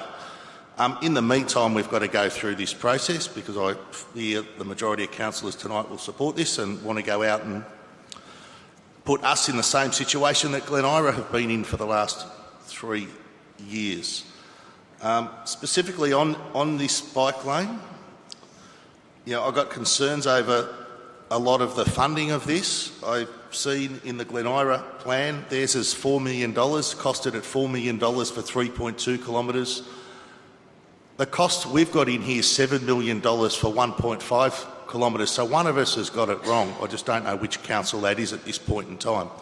But there is a big disparity between the amount of money they're putting in for 3.2 kilometres and what we're putting in for 1.5. As I said, we haven't consulted with our public generally on this. This is being sprung on them. They're not going to be very happy with this, but I think the councillors on this council need to hear that firsthand before they'll actually realise what it is we're about to do here, and the inconvenience this is going to cause to so many people down there when they find out about the loss of parking, particular in this area, in an area which is already overcrowded with car parks in an evening when everyone returns home. It's almost impossible in most of these areas to find a car park. So removing another 100 is going to make the situation worse, let alone the impact this is going to have on residents down there and businesses down there with the loss of parking out the front of all those businesses. I don't think this is going to improve the safety because you're going to have numerous driveways and crossovers. No matter what solution you choose here, you're going to have driveways, people backing out across a cycle lane. Unfortunately, I think that's going to increase the safety problems here, not solve them. So I certainly can't support this. I think it's going to be a terrible outcome should it ever proceed, but sort of rest in the knowledge that every time councils, and you see it here and you see it in other areas, we try and build these gold-plated bike lanes, and as a result, none of them ever get built. So this council, which sort of prides itself on its sustainable transport, didn't build a single metre of bike path in the last council term because every time we tried to do it, it was a top-of-the-range gold-plated bike path. And as a result, we build nothing. I think we need to tone our ambitions back a bit and actually try and build something that is not of this gold-plated variety. We've seen it with Glen Ira, we've seen it with St Kilda Road. They're very, very difficult to achieve. They're very expensive to build, and as a result, they rarely happen. So I'd like to see us pull our ambitions back so we can actually build something, build some bike lanes, instead of just keep planning again and again and again and then not actually build anything because it just becomes so expensive. So therefore, I won't be supporting these. I look forward to hearing the feedback from our community. I think I already know what it's going to be, but by all means get in touch with us and tell us what you think about these bike lanes. Councillor Martin. I commend Councillor Bond on his passion, and I think he inadvertently has supported the motion because he's told us that we need to hear what our community says. He thinks he knows what they'll say. It's possible he may be right, but I agree with Councillor Bond. The right thing to do is to find out what our community thinks on this issue, and if the community gives Council a very, very strong view, then Council would be very silly to go against the strong wishes of its community. I've been using, I won't call it the Inkerman Street bike road, but I first rode my bike along Inkerman Street back in the early 60s, so I've been around there quite a while. The other day I took myself up to Wendouree and pedalled my bike back down the Western Highway. I felt much safer in the emergency lane on the Western Highway heading down the hills around the Ballan area than I do when I ride along Inkerman Street. So I think that it behoves Council to do everything we can to try and make the Inkerman Street bike corridor as safe as possible at a cost-effective way of doing it. And I said that we have 3 different options on the table here, and I'm not sure whether I'd use the term gold-plated for them, but it's not just one. We have a choice of options here. I really look forward to hearing what the community says. I have my own views on it, but I'll also listen very, very carefully to what our community says before we make our final decision. But I think the investment that the council officers are recommending is a very sound investment as we address the issues of bicycle safety in Inkerman Street. Councillor Consolo. Thank you. I like the title of this one, calling Inkerman Safe Travel Corridor. We keep calling it the bike lane, but there's so much more, as was answered in some of my questions tonight, that will be addressed in the cost that is proposed here. So I think what we're doing is not just for one group of, it's for many users, and it's going to be a good outcome no matter what we choose ultimately, because it's really important that we don't have all the answers right now. So I don't know how we can go consult until we know what we're consulting on. And we'll get to that once we go through these 3 options, and we've heard from 2 very different sides where it's saying don't take the cars away, and the other side saying please make it as safe as possible. So we need to hear that and work through and respect the design process and all the experts in this field to come to our next decision point. We aren't fortunate to have a blank slate around here, because if we could put this bike path in, and we would do it very differently. We have an existing area and we need to work with it, but we can't always say it's too hard so we're not going to do it. We have to try to make things better for our future, and I think it's spoken well about when we grew up. I'm a confident rider. When I put my kid in the back of my bike seat too, it is more scary. And we need to look at the independence of our children. It's hard to drive them to all their activities. It would be great if we can offer them that opportunity to grow up a bit and feel that independence, but also help us out when we have to take off work to drive them around. So I'd like to support all three, knowing that there's not a large price difference in choosing one tonight versus all three. So I think it's the right decision to look at safe travel corridor for Inkerman Street. Thank you. Any other councillors? I'd like to speak to it, if I may. Sorry, I couldn't see your hand. Councillor Sirikov. Thank you, Mayor.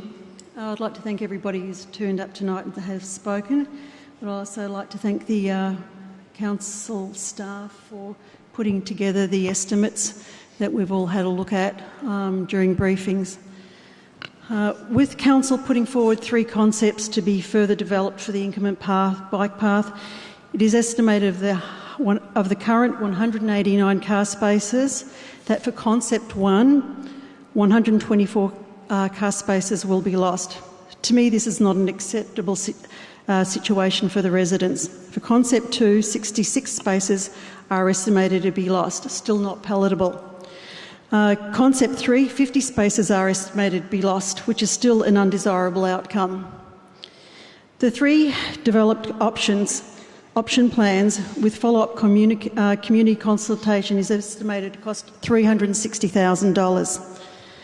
At the very least, council should be consulting now with the residents before any concept plans are developed to find out what distance residents feel comfortable to walk from their homes to their parked cars, which is ultimately dependent on the number of car spaces lost. Council could then eliminate 2 concept designs and in the process find savings, which could be better used. Over the past few months, Council has consulted with the community at pop-up neighbourhood stations such as the Library Music Action Plan, the Live Music Action Plan, the Library Action Plan, and most recently the South Melbourne Future Plan. I am not aware that there has been any consultation with the residents on the Inkerman bike path with the currently available data on the types of bike paths proposed and the estimated loss of car spaces. The neighbourhood of this proposed bike path, as Councillor Bond has already stated, is a densely populated area where parking is already at a premium, especially with many apartments using on-street parking. Any further loss will make it even more difficult for residents to park close to their homes. While it might be okay for visitors to park a block away, it is not okay for those residents who live on Inkerman Street without some consultation about what's going to happen. The loss of car spaces will impact them day in, day out, and more so with the changing aspects of residents' age and health.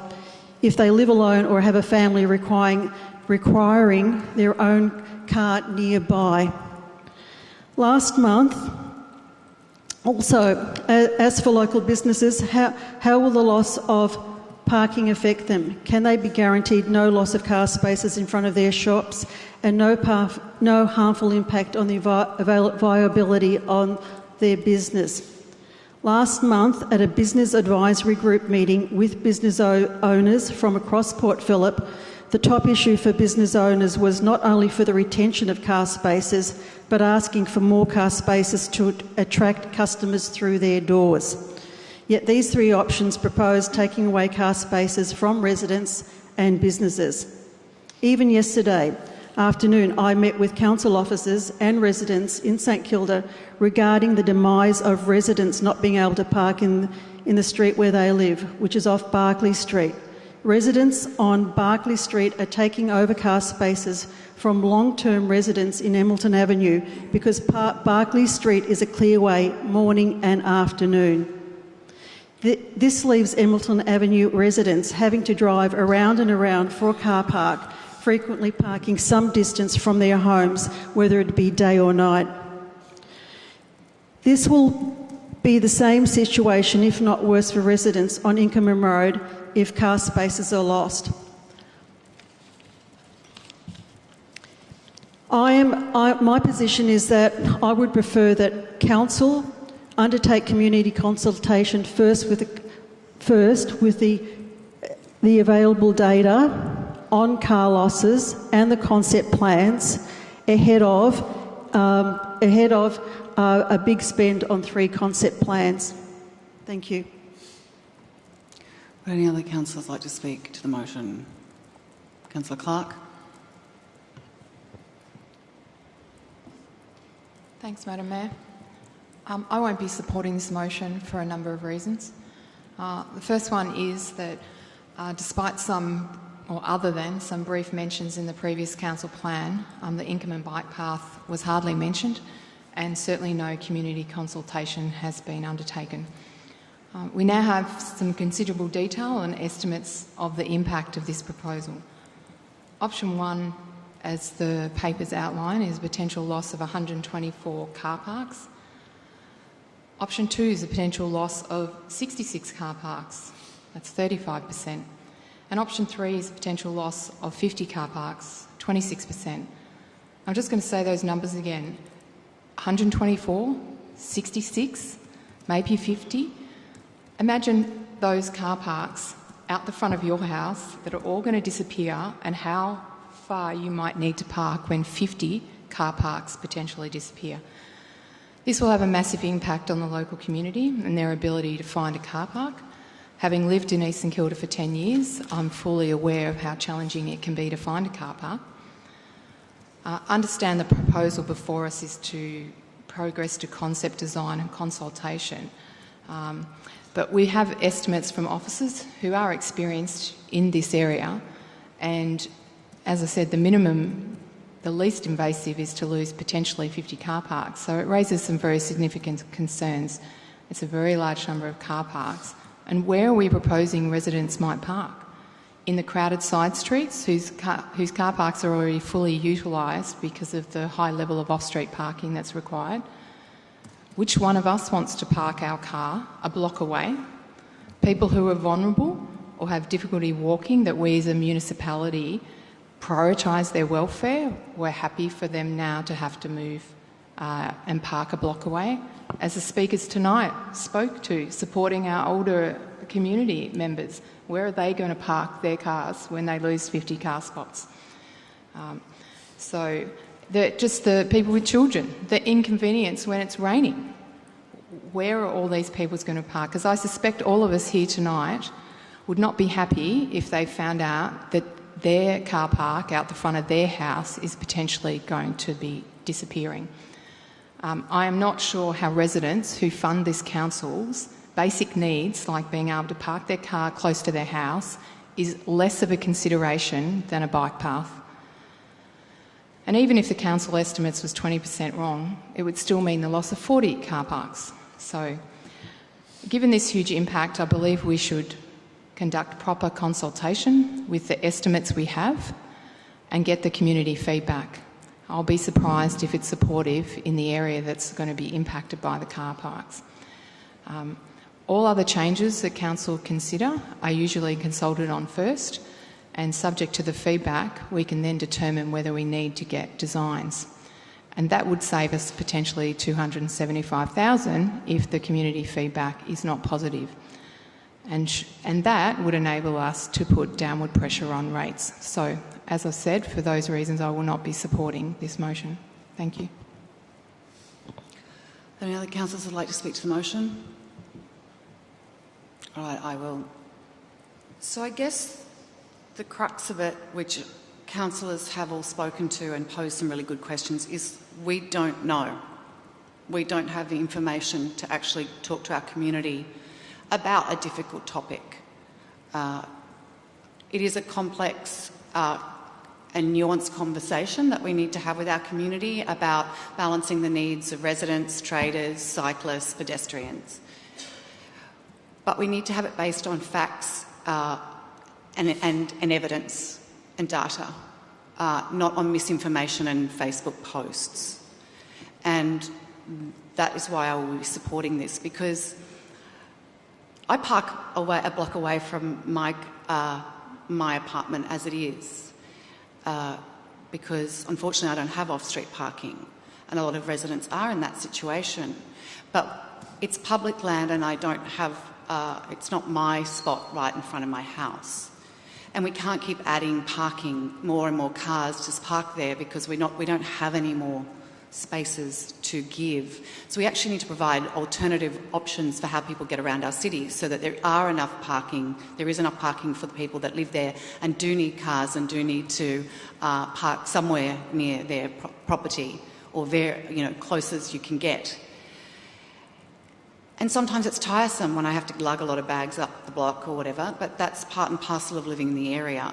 But it's only going to get worse if we don't provide other ways for people to get around, so the people who need cars can have them, and those who can cycle or use their cars less or get rid of their cars or use shared cars have a safe option. But I come back to, we don't actually know the cost. We don't really know the real cost. We have a very high-level estimate, so we don't know the answer to that question. We don't know which car parks will be removed, and we don't know the number. They're high-level estimates, so any numbers we put out there at the moment are not accurate. They'll create upset and distress without actually saying that's the accurate number.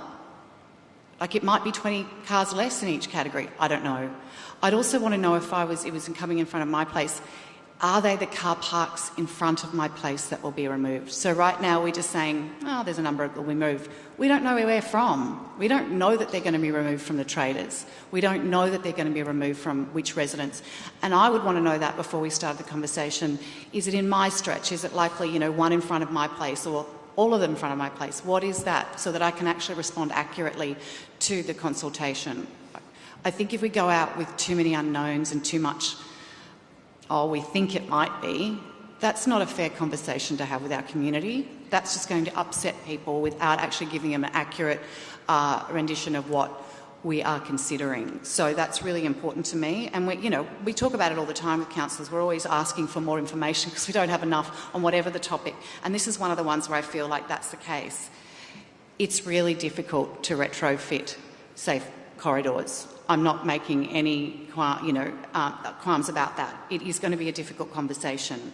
However, we also have the reality of safety, and when you've got 50 crashes on a stretch of road of 1 kilometre, which does outrate most of the ones I heard about in the last term of council, which I'd hear about 5 and we'd get concerned, that worries me. We have a responsibility to make it safe for pedestrians, and half of the number of the serious accidents were with pedestrians.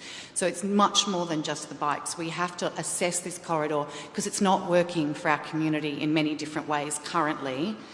And we do need to plan, and we do need to have those conversations and look for the balance. So I do want to correct something. It was mentioned that we never mentioned a separated bike path under the last council. There was much conversation. The conversation that was nuanced was that if we removed the middle section, it was wide enough to accommodate most car spaces, or a lot of car spaces, and the corridor, and a separated corridor. It was never that it was not going to be separated, that it looked that we were wider than Glen Ira. So I was, as a ward councillor at that time, very concerned. So I felt much more heartened that actually we could keep a lot of car spaces. So when this high-level estimate has come back, it's a lot higher than I expected, actually. So that does alarm me a little, being a ward councillor, let's get real. But we don't actually know. It's just a number at the moment that someone's taken a high-level guess at, and I really want to be accurate before I make any decisions on behalf of the people in my ward. I really want it to be accurate information I'm basing my decision on. So I really need that. And I know that when we went out to the marina, there was so much fear about what it was until we actually explained it to people accurately. And then people were like, that's fine, that's not a big deal. The sight lines are being kept, all of those things. So I don't want to alarm my community unnecessarily. I also have spoken to some people in my community. I haven't spoken to all of them.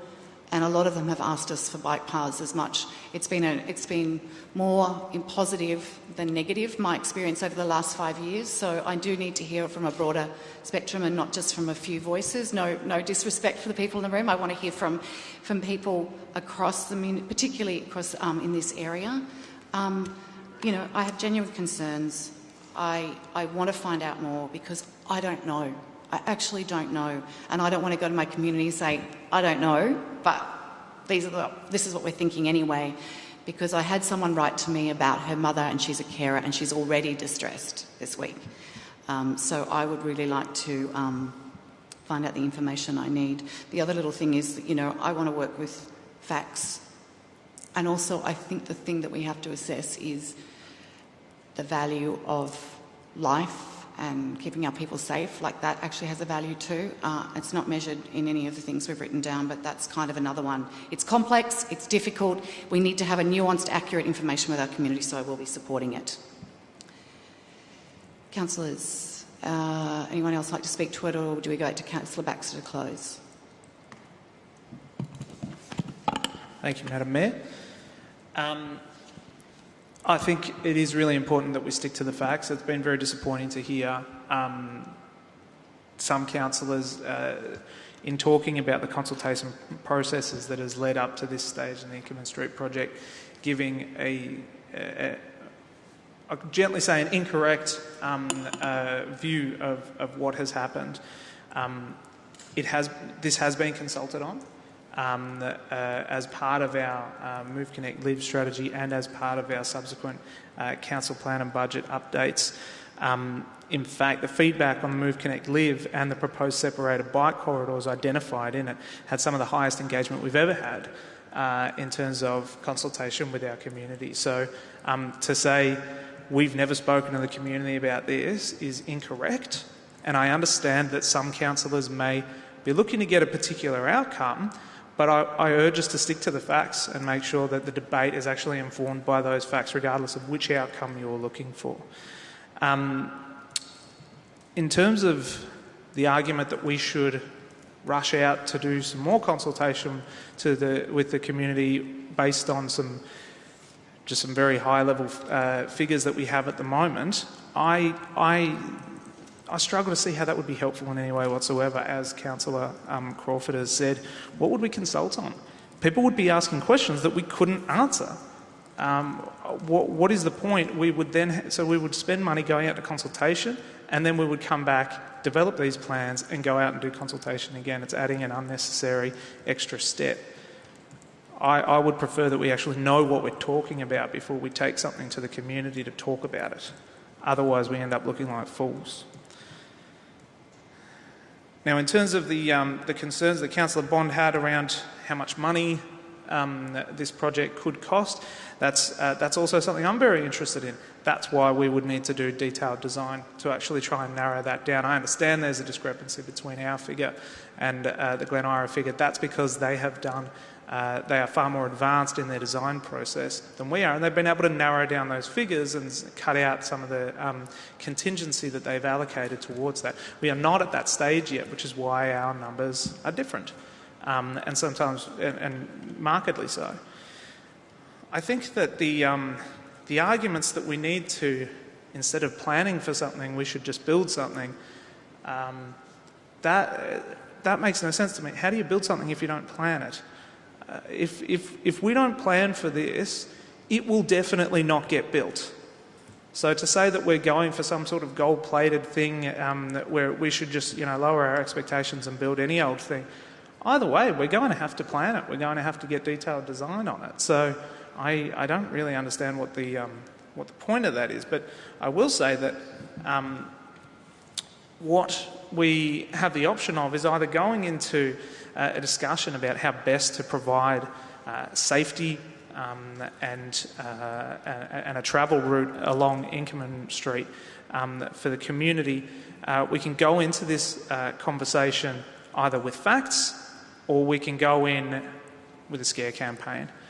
And I think that is actually why things that should be built don't get built, is because the debate is not informed by facts, and that's why we should go ahead and get that.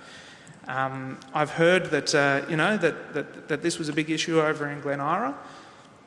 It was. And it had, it coloured the election campaign over there. And Glen Ira elected a majority of councillors who support their bike lane on their side.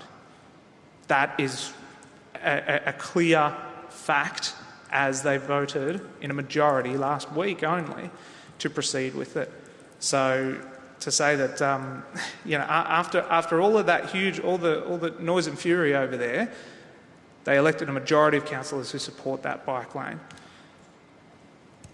With regards to the questions around how many car parks are lost, again, detailed design is the only way we can figure out how many car parks are going to loss and how we can try and minimise that to make sure that people have as much access to parking as well as safety as possible.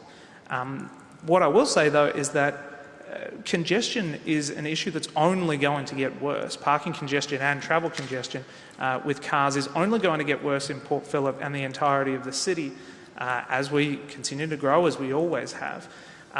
They're not making any new on-street car parks. So that congestion will continue to get worse regardless of what we do. The only proactive thing we can do about it, rather than simply staying with the status quo and saying if we keep all of these car parks then everyone will be able to find a car park, which is completely incorrect, because as time goes on there will always be a lack of them. The only proactive thing we can do is to encourage non-car usage of travel. The fewer cars there are, the fewer car parks you need, the less congestion there is. So the only way to resolve the car parking congestion issue is to build bike lanes. And obviously on a state government level invest in public transport and other ways for people to get around that aren't cars. So this is actually building safe travel corridors for people on bikes is the number one way to get people who weren't riding before because they didn't feel safe to start riding. And if you do that, you start taking cars off the road. It is a congestion buster. It does not make it harder to get a car park. It makes it easier to get a car park because there's fewer cars competing with you for that park. So I've heard a lot of misinformation bandied about. Let's try and get some facts to inform the debate. And I urge all of the councillors to stick to the facts and vote for them. Put that to the vote. All those in favour? That motion has passed. Under division, please, Mayor. Okay, all those in favour, Councillor Baxter, Councillor Consolo, Councillor Crawford, Councillor Copsey, Councillor Martin. All those against, Councillor Bond, Councillor Sirikoff, Councillor Clark, Councillor Pearl.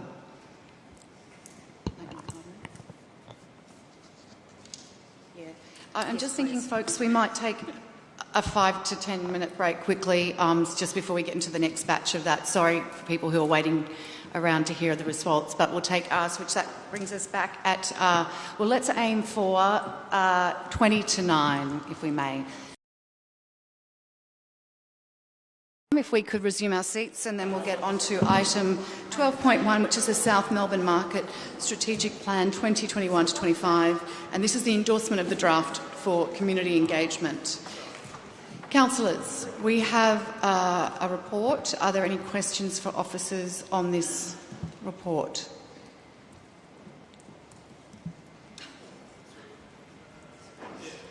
No? No questions? Oh, Councillor Pearl? Question on behalf of Teresa in the audience, who wants to know on the corner of Coventry Street and Cecil Street, perhaps whether or not the strategic plan has some plans or ambitions to ensure that the seat that is sitting there remains clear from trader waste, etc., in terms of the pallets that are put next to it, and to stop Coventry Street being obscured by pallets from traders that are put on the footpath and around the bins and also around the chairs. Danielle, please, Mayor. Yeah. Through you, Mayor. It's not specified, obviously, in the strategic plan, given the amount of detail, but it is something that that management are working with and keeping an eye on and making sure that it will be clear. There is also some works around the hostile vehicle mitigation which sit around a couple of those corners which will help with those situations. So our staff are really cognisant of those pallets and the untidiness and are continuing to monitor it and work with traders to ensure that they're not there and in place. Councillor Pearl. I'm glad you mentioned the hostile vehicle mitigation. So just in relation to that item, I'm wondering if officers and perhaps the finance guys could explain why that item's been placed against the South Melbourne Market budget, whereas in other areas of the cities where we've either installed those or planning to install them at the front of private tenants, for example, that we don't charge the private tenants to install those barriers. So the barriers, so far as I'm aware, are being located on council land, not the market precinct land. So why is the market being charged under the cost centre for the vehicle hostile mitigation? Through you, Mayor, my understanding is so that can demonstrate the cost to council for activities related to the market. In terms of the financial treatment, though, the CFO would be best placed to respond to that. Dennis is not here. We might have to take that one notice through, Mayor. Our CFO is just absent for a minute. We might be. So we'll take that on notice. Any other questions, councillors? If not, we have an officer's recommendation. Do I have a mover or for something different? Councillor Pearl and Councillor Copsey. Councillor Pearl. I'll reserve my right, Mayor. Councillor Copsey. All right. Well, thank you very much. I'm basically just going to echo the motion. I want to thank the committee for the work that has gone into developing the draft. The market is a very beloved place, as was referenced in the Speaker's comments earlier tonight, and we're the stewards of it into the future with the great support of the committee. There's great vision in this document for the longevity of the market, to make sure that it continues to serve our community on many levels, not just as a place to buy food. It's got a bigger and more important part of the soul of our city embedded in that built fabric than just the pure purpose that it serves as a market. This document will now go out for community engagement, and I'm really excited to hear what the community thinks of this vision and their ideas for how it reflects their feelings about the market, but also any other things that they would like to see. And I'm really looking forward to seeing that feedback, because invariably through these processes we get some really great feedback and ideas from the community. So I'm very pleased to be progressing to consultation and support this recommendation tonight. And just thanks once again for all the work that's gone into developing this document. Any other councillors wish to speak? Councillor Consolo. Thank you. It's been a pleasure to be on the South Melbourne Market Committee and see this document evolve in the last 6 months. When I had friends visit from overseas, I was most excited to show them our market, and we're very lucky to have it in our area. And many people might not know that it is an asset of the City of Port Phillip.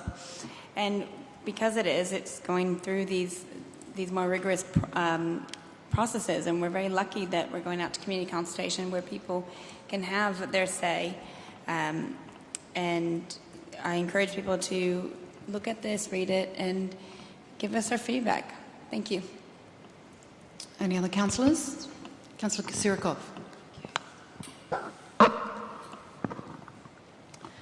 South Melbourne Market is truly a treasured landmark and a valued experience for locals and visitors to the area. It is one of Council's prime assets and has grown and improved over the years with a revitalisation of its stalls, along with a remarkable 500,000 visitors each year to support the market. There are also the growing demands and costs for the maintenance and compliance standards for this infrastructure. The draft plan does mention that the market has struggled to report on operating surplus due to a number of factors, including increased security and cleaning and rent relief for storeholders during COVID-19, which was the right thing to do during these difficult times.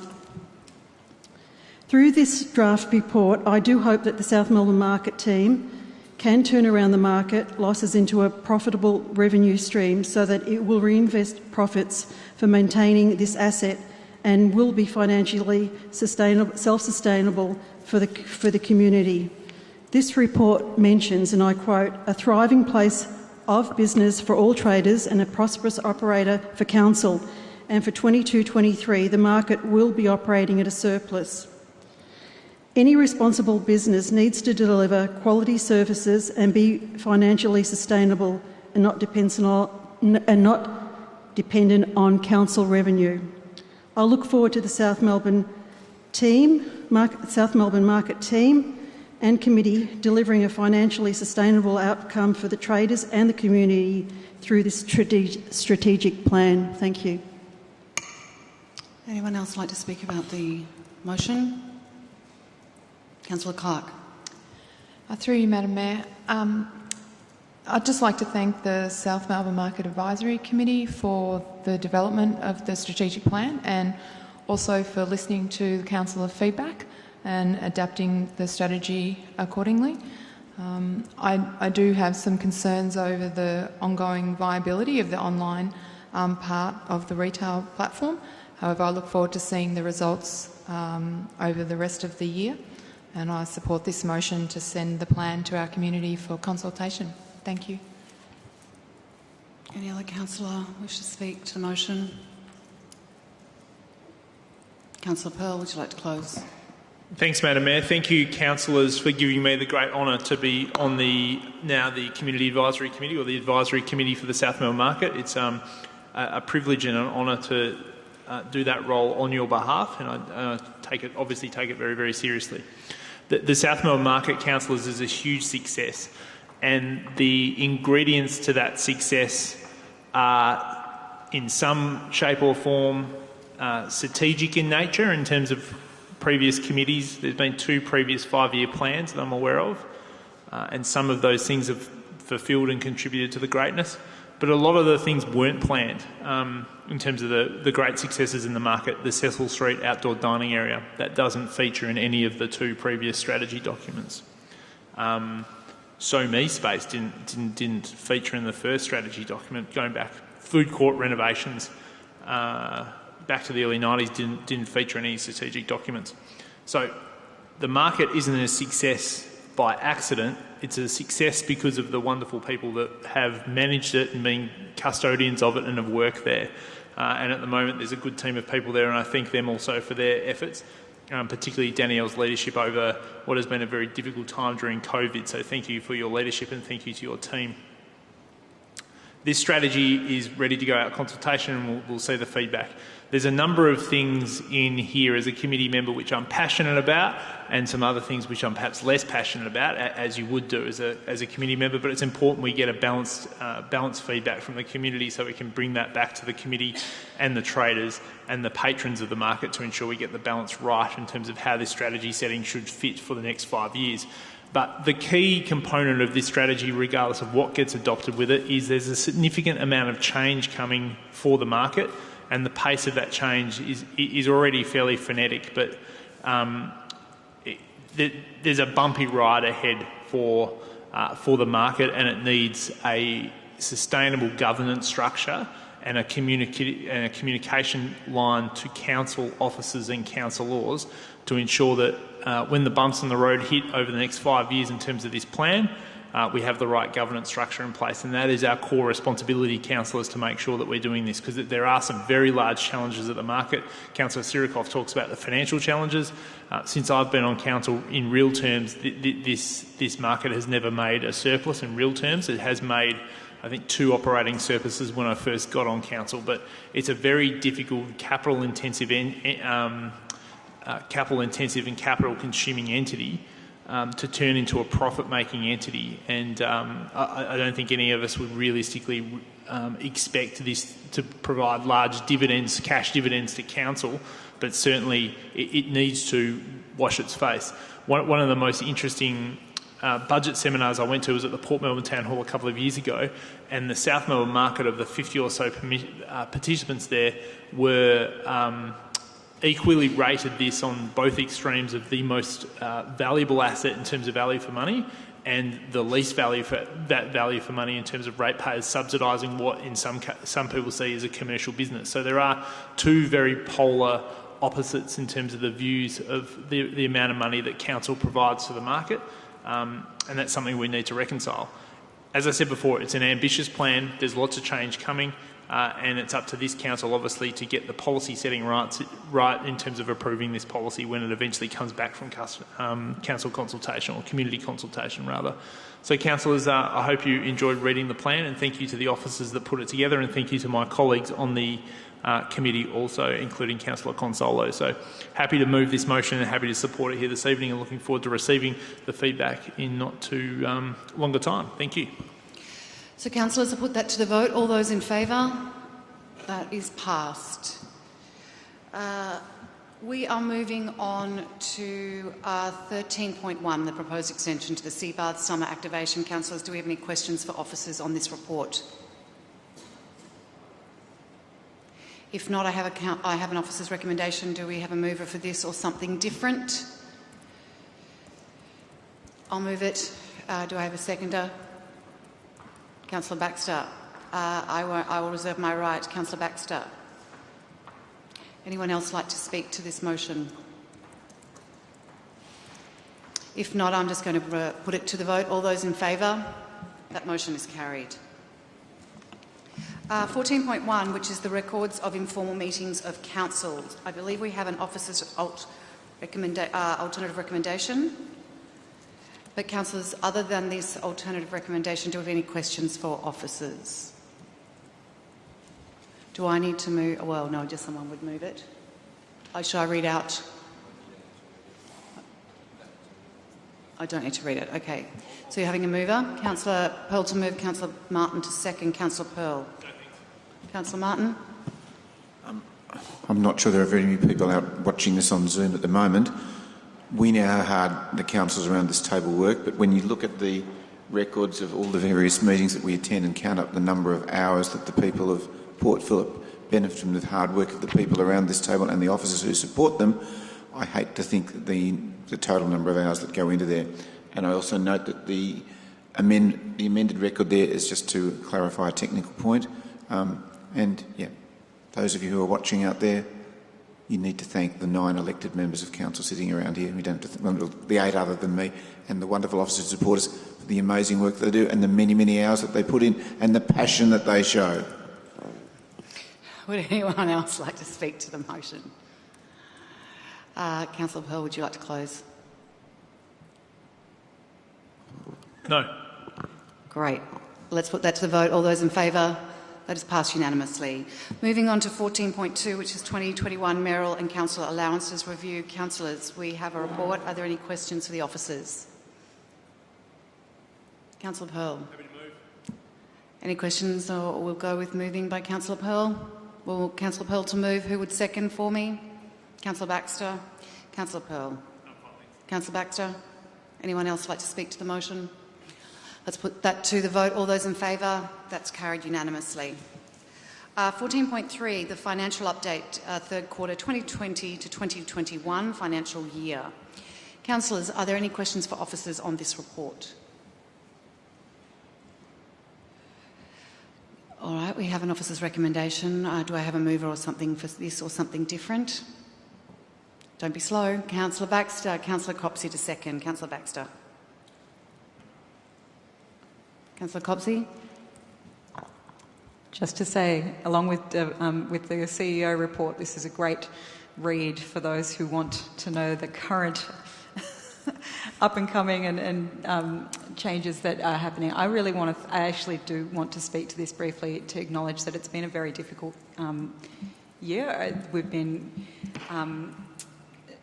We've had amazing advice from officers all throughout the period of disruption that COVID-19 has presented, and I just want to thank them for their diligence. We're committed to this level of transparency with our community about what is happening with our budgets and our predictions. And I thank the officers for all the work that goes into preparing these reports. And there's plenty of information here that's accurate around council finances for those who would like to avail themselves of it. Would anyone else like to speak to the motion? I'll just briefly say it's not correct, Councillor Copsey. I might say an informative read, perhaps not great.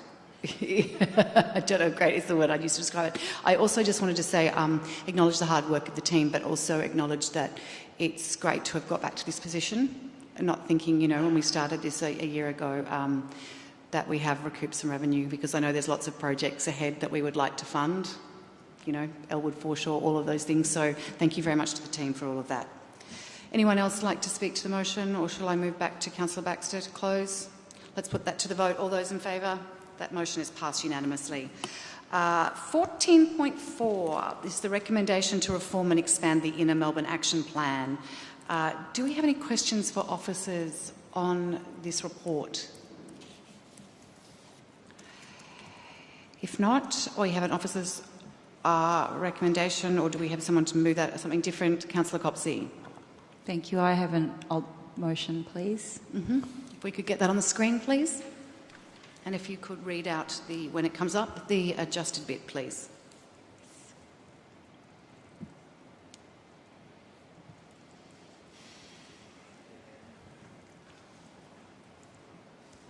Thank you. So the alteration is an addition in section 3.4, which states, requests the CEO...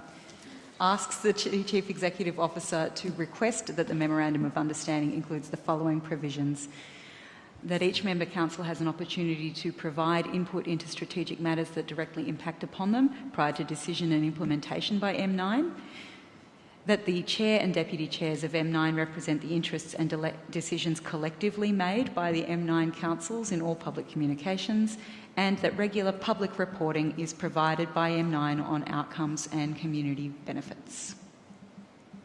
Do I have a seconder? Councillor Pearl. Councillor Copsey. Thank you. So this recommendation is around a proposal that has come up to dissolve the IMAP grouping that was commonly advocating on behalf of inner metro councils, and look into the establishment of a new grouping, M9, which is a wider range of councils, still in relatively inner metropolitan area.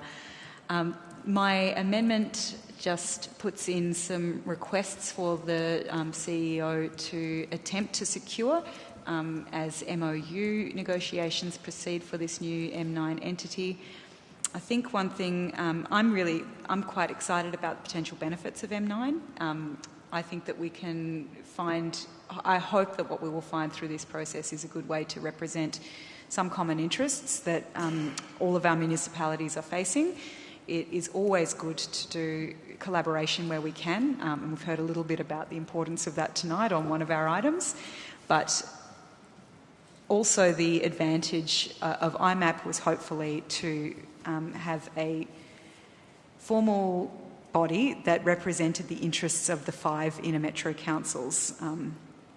And some of the features of that, it was the formal decision-making capacity of IMAP for what the common advocacy aims were that I think is another aspect that will be really important to preserve into M9. I'm excited about the possibilities of M9.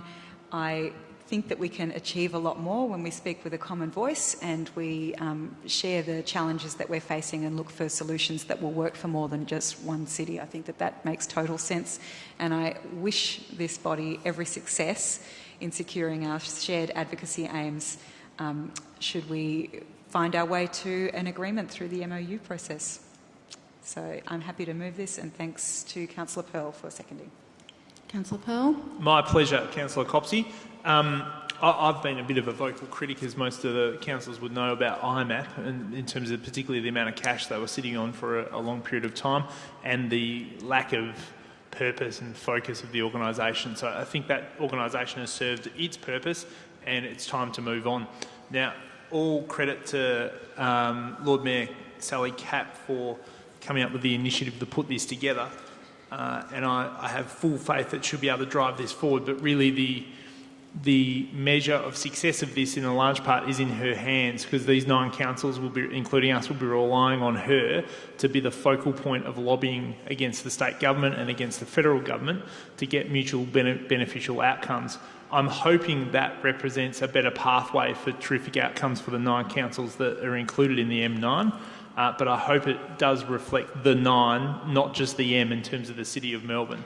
And it's not just something that the City of Melbourne or the Lord Mayor of Melbourne in particular can use as a leverage stick to increase either her personal influence or the council's influence above the 9 members. But only time will tell on that one. So I'm happy to be out of IMAP and happy to give this M9 a go. I have the full respect of the Lord Mayor, and I'm a big supporter of the Lord Mayor in many respects, and wish her all the very, very best in terms of leading this group. And let's see if Council gets more value out of this than we did out of IMAP. Anyone else like to speak to the motion? Councillor Copsey. Let's put that to the vote. All those in favour? That motion has passed. So that's the end of the reports. We're moving on to notices of motion, which is 15, but we do not have any notices of motion. So 16, reports by councillor delegates. Does anyone want to make a report back on their being their delegation? Councillor Martin. Given that we're finishing a little earlier than perhaps we might have planned, I'll be very, very brief. I've been fortunate enough to have been made a council delegate on the Older Persons Consultative Committee, or Older Persons Advisory Committee, Housing First and Bubup Woolmanjeka. And what I'd like to do is just to tell councillors how impressed I am with the experience, the dedication and the expertise of the board members and of those, the members of the Older Persons Consultative Committee and the board members of these other 2 organisations. And Madam Mayor, I noticed, and I'm not sure whether we put this on the record in the chamber, that we're looking at perhaps bringing in at least the members of our advisory committees to thank them and get them all together and have some sort of function for them. And I think that's going to be a fantastic initiative. And at some stage, I know that the Housing First Board would love an opportunity to do a presentation at a briefing to Council on the work that they do, so that Council can be brought up to speed with them. And there are lots of things happening at the Bubup Woolmanjeka Kindergarten that at some stage I'll circulate a written report to councillors that won't need to be spoken to in the chamber. And I'm sure many of the rest of the councillors around the table are having similar experiences in the groups that they're also sitting on. There's just so much expertise out there and so many people who willingly give their time to support the people of Port Phillip, and I'm proud and humble to be part of that. Any other councillors like to report back? Councillor Baxter. Yep, I'll just briefly state that as foreshadowed a couple of meetings ago, the ABM held an election for a new president, and it's not me, that they have elected Councillor Jonathan Marsden, the Mayor of Hobsons Bay, to be the President of the Association of Bayside Municipalities. And I can certainly say that they've traded up, and he's going to be a fantastic president and lead them into a glorious new future. But seriously, the ABM has gone from strength to strength in terms of developing our council's relationship with various government bodies, particularly around coastal planning, which is incredibly important for us. And Jono is a really smart guy and wonderful at relationships, and he's going to be good in that role, and I wish him and the ABM all the best. I will continue to be the delegate from this council, but won't take on any other role than that. Anyone else? I just want to quickly, I'm on the Linden board, and I just wanted to echo the quality of people, and their commitment is impressive. All these advisory committees give so much time and expertise to our municipality, and they're very valuable. So I just want to say I'm finding my feet in the Linden board, and they are a very impressive bunch. Okay, so moving on to urgent business. Councillors, we have no items of urgent business. So let's move on to confidential matters. We do have one confidential report listed on the agenda, being proposed extension to contract 2119, which is the supply, installation and maintenance of parking technology. So we will need to close the meeting. So I now call on a councillor to move that the meeting be closed. Thank you, Councillor Pearl. To members of the public to consider the confidential item. Who have I got a seconder? Councillor Consolo. I will now put that motion. All those in favour? That has passed. So the meeting is closed to...